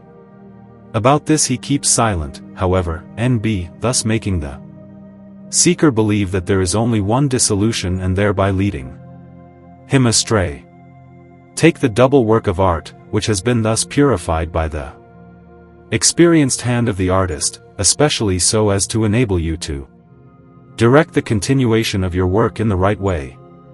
The son of Sendivogius says, the dissolution takes place within itself, by itself, without any other thing, always in its own blood, for the wind has carried the fireproof son of the sun in its belly, who swims about in the philosophical sea like a fish without legs. Lully writes, gold and silver are dissolved in things that are radically homogeneous with them.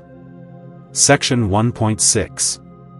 Theophrastus Paracelsus, in Explicatio Tincturi Physicorum, says, kill the martem with the spear. Artephius calls the water arising from it or the agens, active factor, now vinegar, now quicksilver, now oil, now sulfur, now spirit, now corpus, now volatile, now fixed. This is in fact true, but successively so. Everything little by little and not immediately at the beginning of the work, as he seems to make the reader understand, thereby confusing the beginning students. Moreover, he orders them to separate and operate by hand, which however is solely the function and operation of nature. Nevertheless, this sincere author has shown what is in Moses the Spirit of the Lord which moved upon the face of the waters, what is the volatile id fixum of Lully, the little bird of Hermes, the goose of Hermogenes, the fish Achinius, the sea and the philosophical fish, the lunary water of life, the mercury of the wise, what is Keter, Kether, Pneuma, the world spirit, the spirit Ruach. These four are the most frequently discussed, the Ruach Elohim, the superior and inferior of Hermes, and thus the true and properly active in this work and the whole of the active nature. He has clearly indicated all this and also where it is to be found. To conclude my statement concerning the natural fire, I will once again quote Sendemir von Siebenstern, who says, see the fire, and you will find fire, light a fire, add fire to fire, cook fire in fire. Throw spirit, soul, and body into the fire, and you have dead and living fire which turns into red, black, yellow, and white fire. Bear your children in the fire, feed and give them to drink in the fire. Then they will live and die in the fire, and are fire, and will remain. Fire, Luna and soul all turn into fire, heaven and earth will pass away in fire, and there will be a fourfold philosophical fire. NB. I must say one more thing about the natural fire, philosophically but clearly. That is, that the wrath of God is the first fire, but this is known only to the true wise, and through this fire the fall of Lucifer must be manifested at every beginning. The movements of nature are the second fire, which had been started by the Spirit of the Lord which moved upon the waters, by the separation of the water from the waters immediately after the primitive condition of the chaos, continuing through the rotation of the elements, until the great Sabbath, where the perfect calm and the right perfection prevailed in the first triangle, which is the true character of the perfect fire, whose three sides are perfectly equal. It is thereby not only in the mystical and magical sense the most perfect earthly work, as is the philosopher's stone, but also the natural celestial essence, the supreme mysterium, which God, the Father of nature, is himself. Part 3. Section 2. Of Artificial Fire. Section 2.1. Consequently, the artificial fire is by no means to be rejected or dispensed with in the philosophical work, because it is the mainspring of the natural fire and must take the latter successively and by degrees to the goal. For if nature did not need the external fire, all unripe metals would necessarily become pure gold and already be gold to some extent. By this single philosophical axiom, ignis omnis digerit, ignis omnia perficit, says Prugmayer, it is clearly proven that the philosophers ordain both fires, because one digests, the other executes. But do not infer from this that I hereby admit the material coal fire which I rejected above, thus contradicting myself. No, not at all. Because I reject it again as above, as being highly harmful and therefore to be strictly avoided. NB. Now it is easy to guess from my ambiguous words what kind of fire I have in mind. One author says that one of the fires burns and consumes, the other burns and augments, and that between these two there exists the greatest sympathy, just as between the celestial and earthly sun regarding gold. Another writer says, if you wish to be a philosopher and probe the rotation of nature, you must also be an astronomer. Section 2.2. It is necessary to know that astronomy is required for the great work and that the philosophers recognize 4 seasons in the work. This is so because the stone is like a field cultivated and cared for by the wise, into which nature and the art sow the seed which is supposed to bring its fruit. And just as these 4 seasons are required for the perfect fruitage, so the stone also has its winter, when cold and humidity prevail, its spring, when the philosophical seed germinates, its summer, when its fruit ripens and is getting ready to increase, and finally, its fall, when the perfect fruit comforts and cheers the wise. The most suitable season must also be used for this work. Some philosophers indicate this time plainly, that is, March. Denis Zacher says that he began his work at Easter and brought it to a happy end in 1 year. Michael Meyer, in Symbola Aurii Mensi Duodecim Nationum, and Johann Daniel Mylius, in Basilica Chymica and Philosophica, say that the right time is spring, when day and night are equal in March, and the sun and moon conjoin, or when the sun and moon are in the sign of the ram at the dragon's head. The Cosmopolite states that the most suitable time for philosophical work is when all live, sentient, and growing things appear, animated by a fire, as it were. By a clever allegory, comparing the three celestial signs of Aries, Taurus, and Gemini, he lets us recognize the 3 months of spring. Section 2.3. In addition, a philosopher must carefully probe the properties of the great world in his astronomy, also of the earth and air, to enable him to promote the 4 qualities of the inner philosophical fire, which fire is hot and dry, cold and moist, with the same properties of the external artificial fire, if he does not wish to choke the aforesaid qualities one after another. Lully says, "When we speak of the celestial power, understand thereby that common fire which must set the plant mainspring in motion and forms and seals the inner constitution of our materia, insofar as the latter is rightly formed by the common fire in regard to its nature. It is governed by a wise treatment in moisture in regard to the celestial power. Therefore, we will act philosophically inasmuch as it is required to do so in our magistery. If, therefore, my son, you wish to sublimate our Mercury, you must first separate its elements in such a way that its mainspring, in which its quality consists, cannot feel the external fire."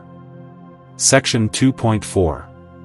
Michael Meyer says that care must be taken that Vulcan does not allow the solar heat, which is anyhow dry and hot, to get the upper hand too much, and that it is therefore advisable to begin the work when a not too rough north wind is blowing, taking its rise from the high mountains, so that the strong heat of this divine fire may decrease a little and the pleasant westerlies may bring with them due moderation of the cold and heat, moisture and dryness. Therefore some opine that it is good to begin this work when the sun enters Taurus, or, in the view of others, Aquarius, because these 2 celestial signs are generally found at equal distance from the meridian. This is all done to mitigate the excessively strong heat. Should someone get into this Elysian landscape by chance, he will see these 2 rise and go down like a married couple in love, so to speak. Even so, nothing is born of them, unless they are conjoined in a regular marriage. These conjoined married people already lie together at a place where the soft spring breezes or the rain-bearing west and south winds are felt when it is quite warm, so that the said bridal couple may experience some relief. For if their bedroom does not get some moderate heat, the seed will either dry from too strong a heat or be hindered in its fertilizing power by too much cold. The bedroom is a green lawn in the open air, which is therefore the pleasure of the newlyweds. Therefore, the joy of the philosophers develops and is born after the required time of the pregnancy. Raymond Lully writes variedly and in more than 40 places about this fire, which should be well remembered. For instance, therefore, many true believers have been infatuated and deceived, as their notes and depraved interpretations show, namely, the Epistle of Demochiles, the Rabbi Abrahali, who believed that our sublimation was performed in the dry, that is, with an external fire, or in the moist, with an external imbibition. There are not a few others who rejected the sublimation with the fire against nature. Therefore we say that there is no generation and corruption of forms, although it is true that they might have understood that the natural fire cannot be aroused without that which is against nature. Likewise, Kesf, Marab, and others professed to perform our sublimation, to its great detriment, through various external operations which had never been used in the true philosophy. My son, remove, therefore, all volatile moisture with the natural fire, but without calcination. Son, you know why the new and younger philosophers are deficient in the knowledge of the natural properties, that is, more so in the strengthening of the natural power than in the purification of the destroyed materia, because they do not know how to make invigorating medicines that depend more on the form than on the substance. For they do not know how to extract the medicinal materia from the destroyed things, NB, which contain the materia with all its inherent celestial power, NB, through the complete course of nature, by a mild decoction of the sun and the stars. For it is necessary that the natural power, which is the heat, the governor of nature, be helped by the power of the fifth essence, quintessence, in the mingling with the finest medicinal materia, which has been pulled out of its corruption by the virtue of a good intellect. That is what a good philosopher must have if he wants to understand the operation according to which every natural metal is to be treated, the goal of which is the preservation of its inherent power, by which it is to operate. They are deceived because they totally ignore the strength of the bound together bodies, by which the active power is bound in its materia till the gradually ascending celestial heat can overcome the power of the ligatures. Therefore the said power is released and it flees from the burning fire which is its deadly enemy, and the materia is left behind powerless. The reason why the power recedes from the fire is that its substance, or its body, was not exhaled simultaneously before it was given a fire exceeding the measure of the strength of its ligatures. The strengthening power is preserved and extracted by the common fire, simultaneously used with the natural fire, in which is contained the celestial power which you must also likewise seek.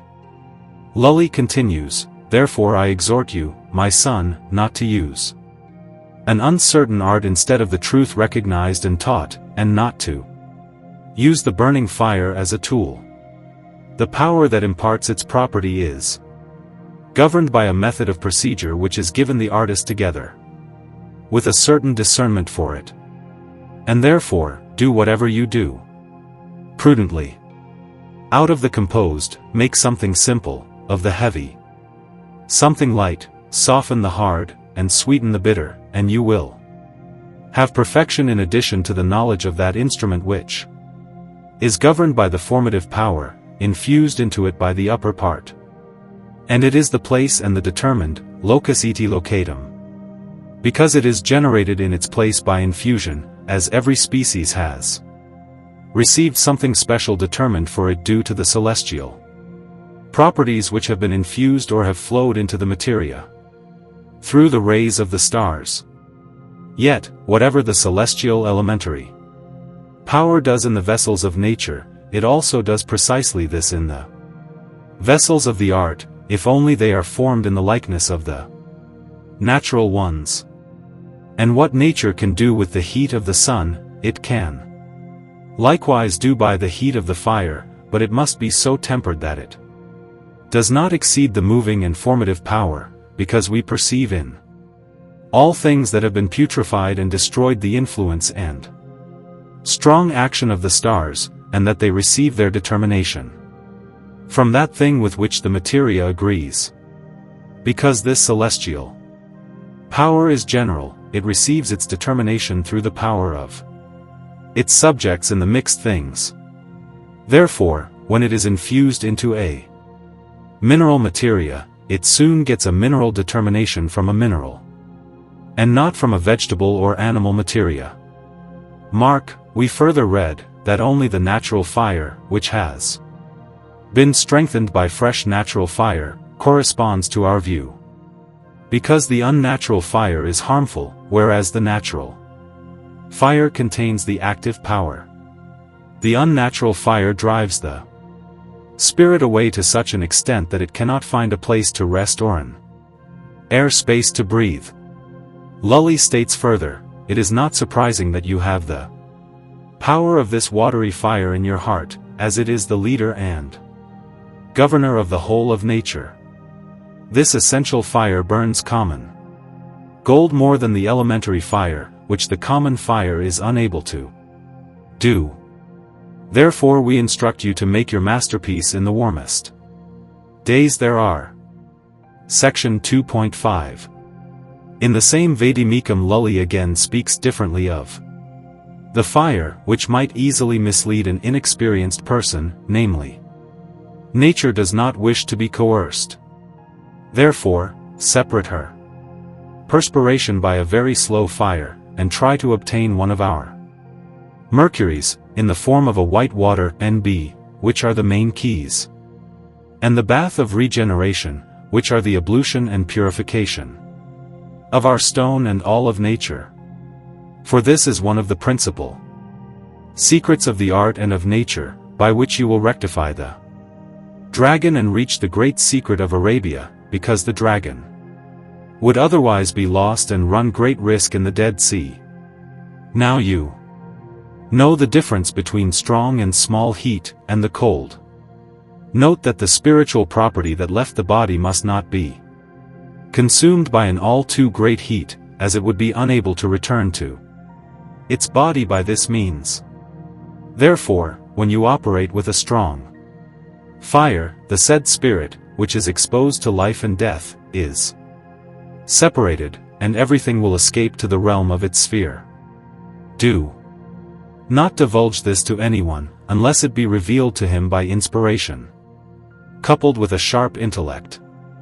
Lully then continues, if, therefore, son, you wish to sublimate our mercury, you must first separate its elements in such a way that its instrument, its mainspring, driving mechanism, in which lies its property, cannot feel the external heat but only that fire which is applied to it against nature, to enable it to gradually destroy its elements, till our hawk or bird of prey recovers its feathers and can fly again.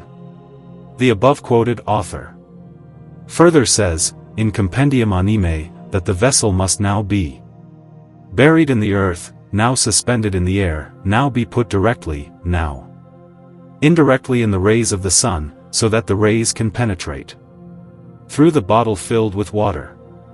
Section 2.6. All these words of Lully, as with his other words concerning the fire, show as clearly as daylight what the artificial external fire is, which must help the natural one at all levels, like a mainspring, without which the wheel of nature cannot revolve.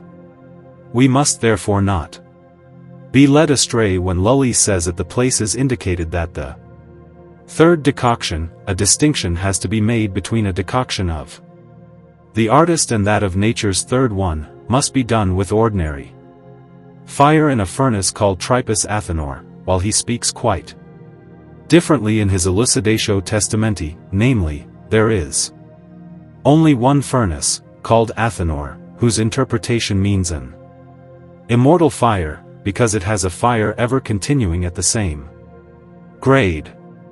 And below in the same chapter he states that the furnace must have only one air hole, so that the heat of the lit fire can breathe. And the closing of the seams of this furnace is done by the sigillum Hermetis id Sapientum, the hermetic seal of the wise, because it is known only to the wise and has never been disclosed by any philosopher, but has been kept secret under the power of the general law of secrecy. This is a complete and remarkable description of the philosophical divine vessel, of which Maria the prophetess and other philosophers have spoken, but whose grade of fire is not always the same, nor can it be. This is attested to by the author of the Theatrum Arcanum Hermeticae Philosophiae Opus in his philosophical work, when he writes, the furnace of the secrets is called Athenor, because of the immortal or everlasting fire which it preserves continually. It is called everlasting, although it sometimes keeps its heat uneven. It would seem that this writer has another kind of Athenor in mind, but be it one or another, the natural fire and the natural artificial fire cannot last forever at the same grade, even if one were to use the natural fire alone by itself. Part 3. Last section, which is a repetition of various subjects already casually referred to above, but especially comprising the right dissolution, the Setting of the work into the philosophical furnace, its desiccation, maturation, augmentation, and abbreviation. Section 1. Although I have fully and superabundantly fulfilled my promise, as far as my present circumstances permit, by my description of the philosophical vessel, materia, and fire, I will nevertheless complete this work, as much as time allows, and again combine my double materia, of whose difference I have sufficiently spoken above, after turning it from a hard body into an easily liquefiable substance, after I purified, sublimated, putrefied, distilled, and congealed it, extracted one element after another, perfected it through all 4 circles. Lully writes, therefore we tell you that the stone is not made unless it is dissolved 4 times. Consequently, I will lead Gabricius and Bea to the bridal bed, so that they may give birth to a son, who is much more splendid than his ancestors and a king and ruler of the whole world and the whole nature, called the world universal, by the wise.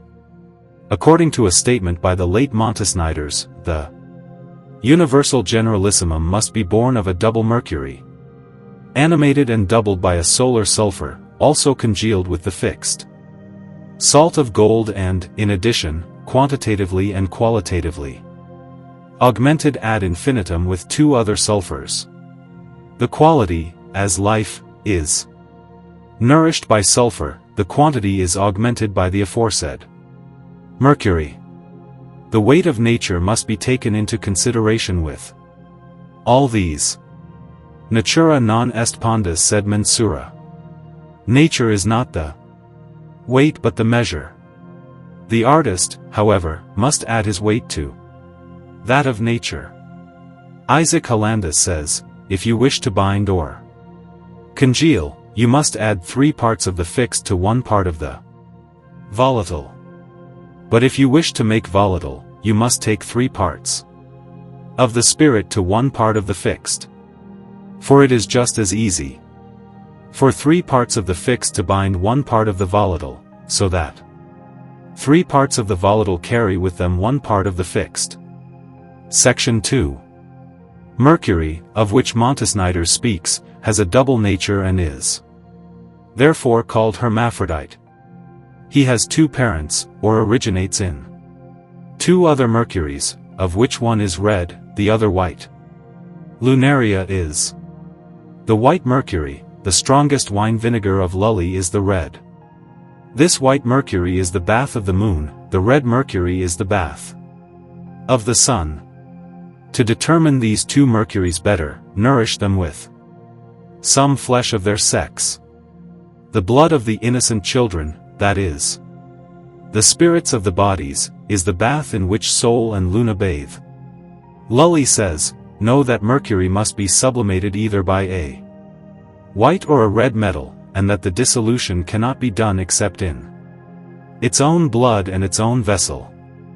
Now at last we can understand what this writer means, saying, our child has 2 fathers and 2 mothers, and because it is precious, it is nourished in the fire out of its whole substance, and it will never die.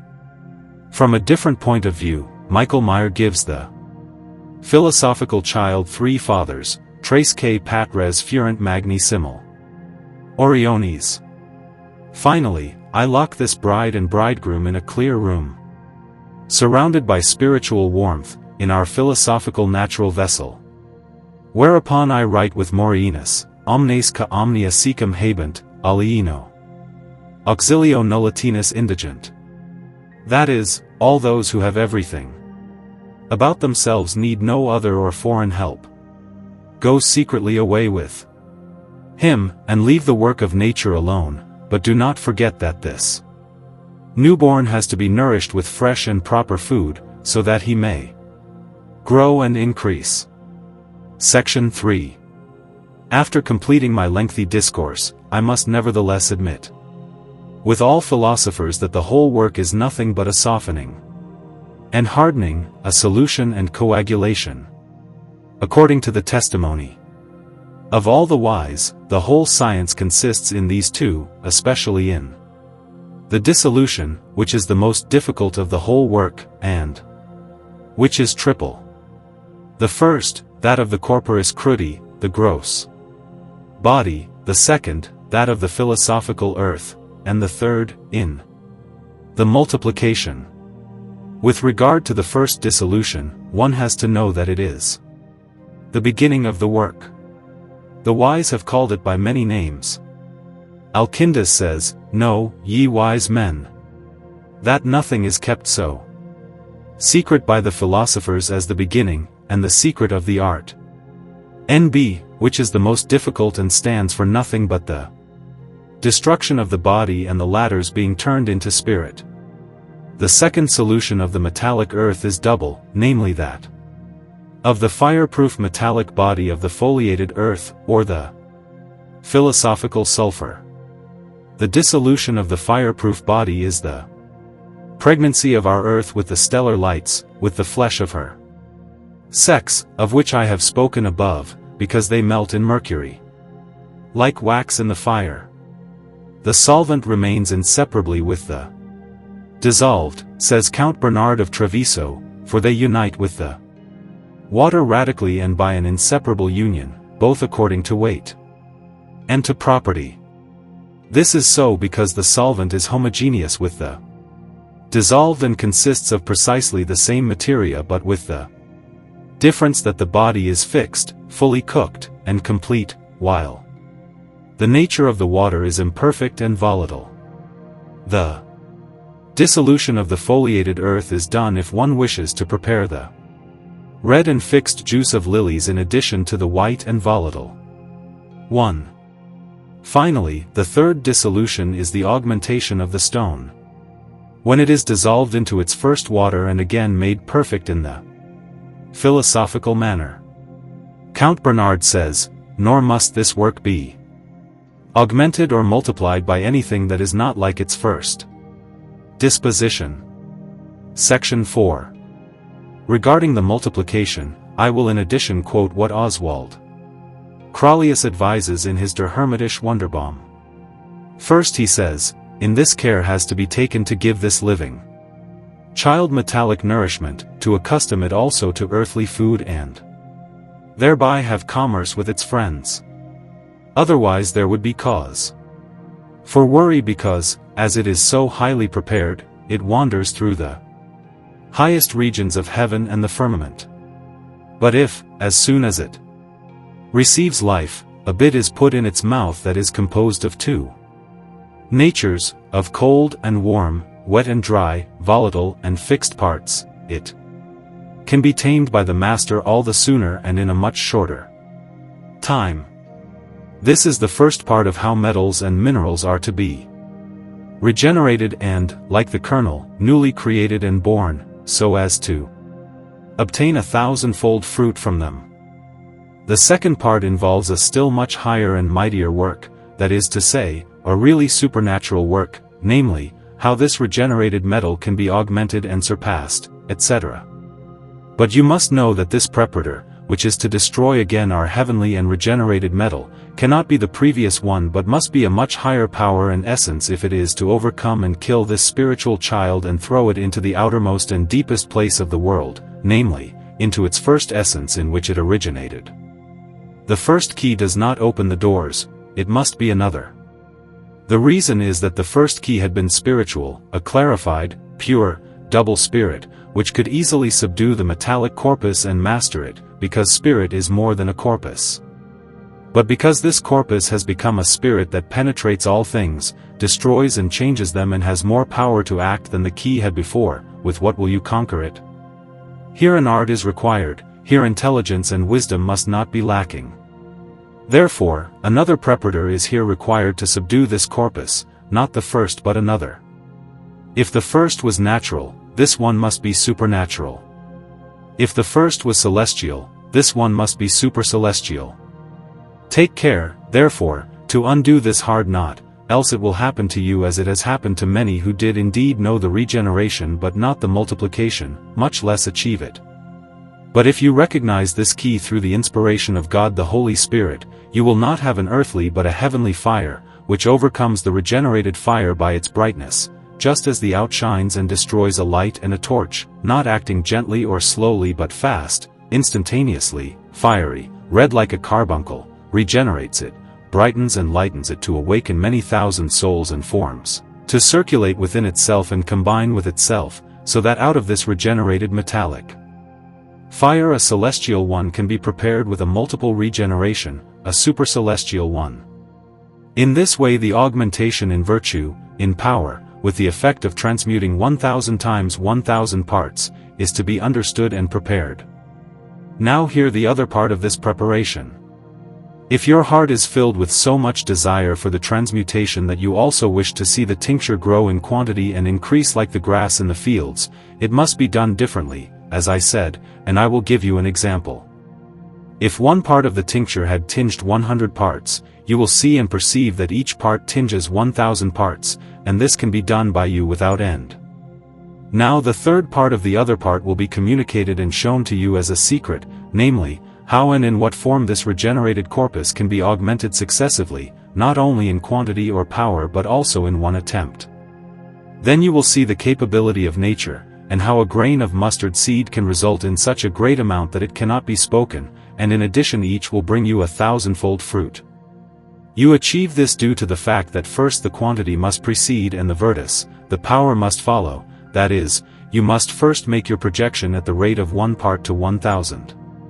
Then open those parts with your continual fire and heavenly key, and proceed with the reduction and retrogradation till the lowest is again uppermost, and the circulus rotationis vel multiplicationis, the circle of the rotation or multiplications, has run its course. Now you will have 100 parts to your tincture, of which one part has tinged 1,000 times 1,000 parts, and so forth with the next augmentation, and thus without end. Know one more thing in this connection. When such a high tincture has reached such a high multiplication and requires one more such plusquamperfection, it will despise the imperfect metals and consider them unworthy to intermix with. What will you do with it then? I ask you. You see that the tincture has been correctly prepared, the ingress or the insuration which is supposed to result from the art has been properly given, but no transmutation follows. Therefore, use some means. For instance, just as before the hermaphrodite had been the means to unite the form with the materia, or the soul with the body, you must also have a means for uniting the plusquamperfect with the imperfect. The perfectum, namely the soul, is the means which will make friends between the heavenly and the earthly, and cause the tincture to accomplish its operation in the metals. Before this, you will notice that in the course of the opening, there occurs a dark blackness, caused by the means of the putrefaction. Then, before the aurora, dawn, really begins to rise, the rainbow will appear, and after that the diamond shine will come, which reaches from the rise to the setting like lightning. After this, the bloody leonine heart is illuminated, matured by the sweetness of the spiritual eagle and still more so by the constant fire and astral impression, NB, and is finally compelled by Vulcan with the brilliance of heaven, NB. Thus the most remote is thrown into the next, and the next is thrown into the most remote, and the highest comes to the lowest, and the lowest will make, prepare, and enter into a union with the highest through the matrimonium celi, celestial marriage. Thus the uppermost virtues are retained and mastered by the lowest. Likewise, the lowest are impregnated and transmuted by the uppermost through the seed and origin which flow from both cells of the deepest region, springing from it, like balsam from the fountain. With such means, O artist, you can reach the highest and the lowest, thus putting an end to your research and securing the treasure. Section 5. Now nothing is left to me but to speak of the Magni Operis abbreviation of the great work, for which I once again resort to the great Raymond Lully, who writes as follows: from the philosophical lead a certain gold-colored oil is extracted, or something like it, which, if you sublimate the mineral, vegetable, or mixed stone 3 or 4 times after its first fixation, will relieve you of every work of dissolution and coagulation. The reason is that this is the secret oil which makes the medicine penetrating, pleasant, and compatible with all things, and increases its effect beyond measure, so much that there is nothing in the world like it. Therefore, I am speaking about such wonders as would seem unbelievable to the ancient philosophers, namely, if you know how to use this oil correctly and how to separate it from its moisture, and you work in the above-mentioned manner of intermixing, you can prepare the stone in 30 days. This, however, is not necessary with the plant stones per se, because their dissolutions and coagulations are quickly done. But if their sublimation were made in the aforesaid way, I believe that the power of the stone's tincture would be greatly increased. Regarding this abbreviation of lullies, I have nothing else to say except that the separation of the moisture of this oil, of which he is here speaking, just as its extraction, should not be done in any other way except by means of the philosophical resolution and sublimation, so that the raw and hard bodies become liquid, separated, and volatile. This is confirmed by Janus Licinius, speaking as follows: if, therefore, it causes Sol and Luna to grow, it is clear that this happens through their dissolution. Consequently, it, that is, the plant menstruum or water of life, dissolves the bodies, which must indeed before be calcined, dissolved, and brought back into the nature of the spirits in a natural way, then he calls them foliated. Therefore Lully also says that the whole processing of the minerals consists of two waters. What does not evaporate in the fire is called a body or stone. One of the waters makes the body or stone volatile, the other congeals it and congeals itself with it. Section 6. At the end of this text Lully says, while the dissolutions are done quickly, I believe the tincture would spread farther if they were sublimated. He himself interprets this passage by saying elsewhere, the procedure is the following: take Sol and Luna after they have been dissolved and putrefied, without separating their elements and without circulating them, till they are fireproof, which is as clear as daylight and the greatest difference in the short and the long way. Ripley says, you need not bother about the earth, provided it is fixed. But no philosopher will contradict that the difference in the earth or the ferment also makes a difference in the whole work or the stone, especially in the tincture. Paracelsus writes, therefore I say, take the rose-colored blood of the lion and the lime of the eagle. When you have united them, coagulate both according to the old process, and you will have the philosophical tincture. Section 7.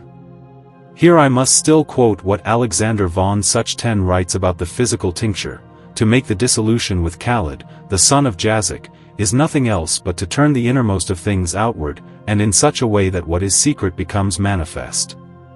That is why he says, the opinion of Theophrastus, Paracelsus, does not imply anything else but that you make two out of one, NB, or if you have taken the two things, which one finds differently constituted by nature, let go of the old method of procedure. Only remove the lion's blood, that is, pierce its heart with its own sharp spear, for every dissolution is done in its own blood, or, as Bernard, of Treviso, says, kill the king with his own poisonous water. In plain language, just extract from the earth her tincture or arcanum, and the blood, the brilliance of the sun, and the dry spirit will come out together in one attempt. It is just as good as if you were distilling for a long time, and it is true that in a few hours, by such an extraction or dissolution, just that is accomplished, NB, which is otherwise accomplished in half a year by following the distillation of the ancient philosophers. But you must understand me here. Here I do not speak of the second dissolution of the earth but of the first dissolution of the raw and uncooked body, though what happens in such a dissolution or extraction cannot be told here in detail. But we read, whoever wants to reach the great sea must first pass through narrow streams, which here means the fixed receding streamlets, that is, to the wonderful city which is full of everything good, of which Ezra speaks. It is supposed, however, to have only a narrow footpath, on which only a human being can walk, and it is therefore dangerous, as on one side there is fire, on the other water, namely, arisen from water and fire. We must not forget Bernard of Treviso when he says, the king never appears unless the fontina draws him. From the above quotes it is quite clear that Raymond Lully and Paracelsus are in complete agreement and that both knew the short way. Likewise Theophrastus says in another passage, you will have the shorter way to the acquisition of the treasure of the Red Lion if you have learned astronomy and alchemy at the same time, as it is explained in the revelation of Hermes, of which astronomy I have sufficiently spoken elsewhere. Use the sun for the sun, and the sun's heat from above. And dissolve the sun by the moving sun of the earth. And this alone, the son of the physicists, thus dissolved. Upon a heavy fire thou pourest, and thence the stone will be made. Belly of the sun of the solid earth, and warmth of the sun overhead. Thus dissolvest thou the sun through the moving sun of the earth. And establish this dissolved sun earth with the sun of the wise. Upon a heavy fire, thus will grow the stone therefrom. In conclusion of this whole work, I may say with Janus Licinius, but we, who do not so much hunger for gold, have enough with this one epistle of Raymond Lully, and leave the great work or elixir to those of great intelligence, unless the good God ordains differently. To whom be praise, honor, and thanks in all eternity. Epilogue. Come now, you dear friends, venerable fathers. You artists about whom God said through the prophet Asterisk that he has created you to blow on the coal fire, so that you may produce your materia for the work. Come with me to the sacred inwardly vaulted temple of divine wisdom.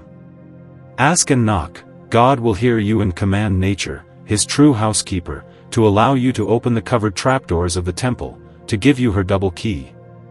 But walk gingerly, lest you defile this sacred ground, and bow down in all humility, lest you color your silver-gray hair with the royal purple hanging above. If you do not do so, you will regret it. Carry your double sacrifice, one after the other, to the altar erected in the center by the art.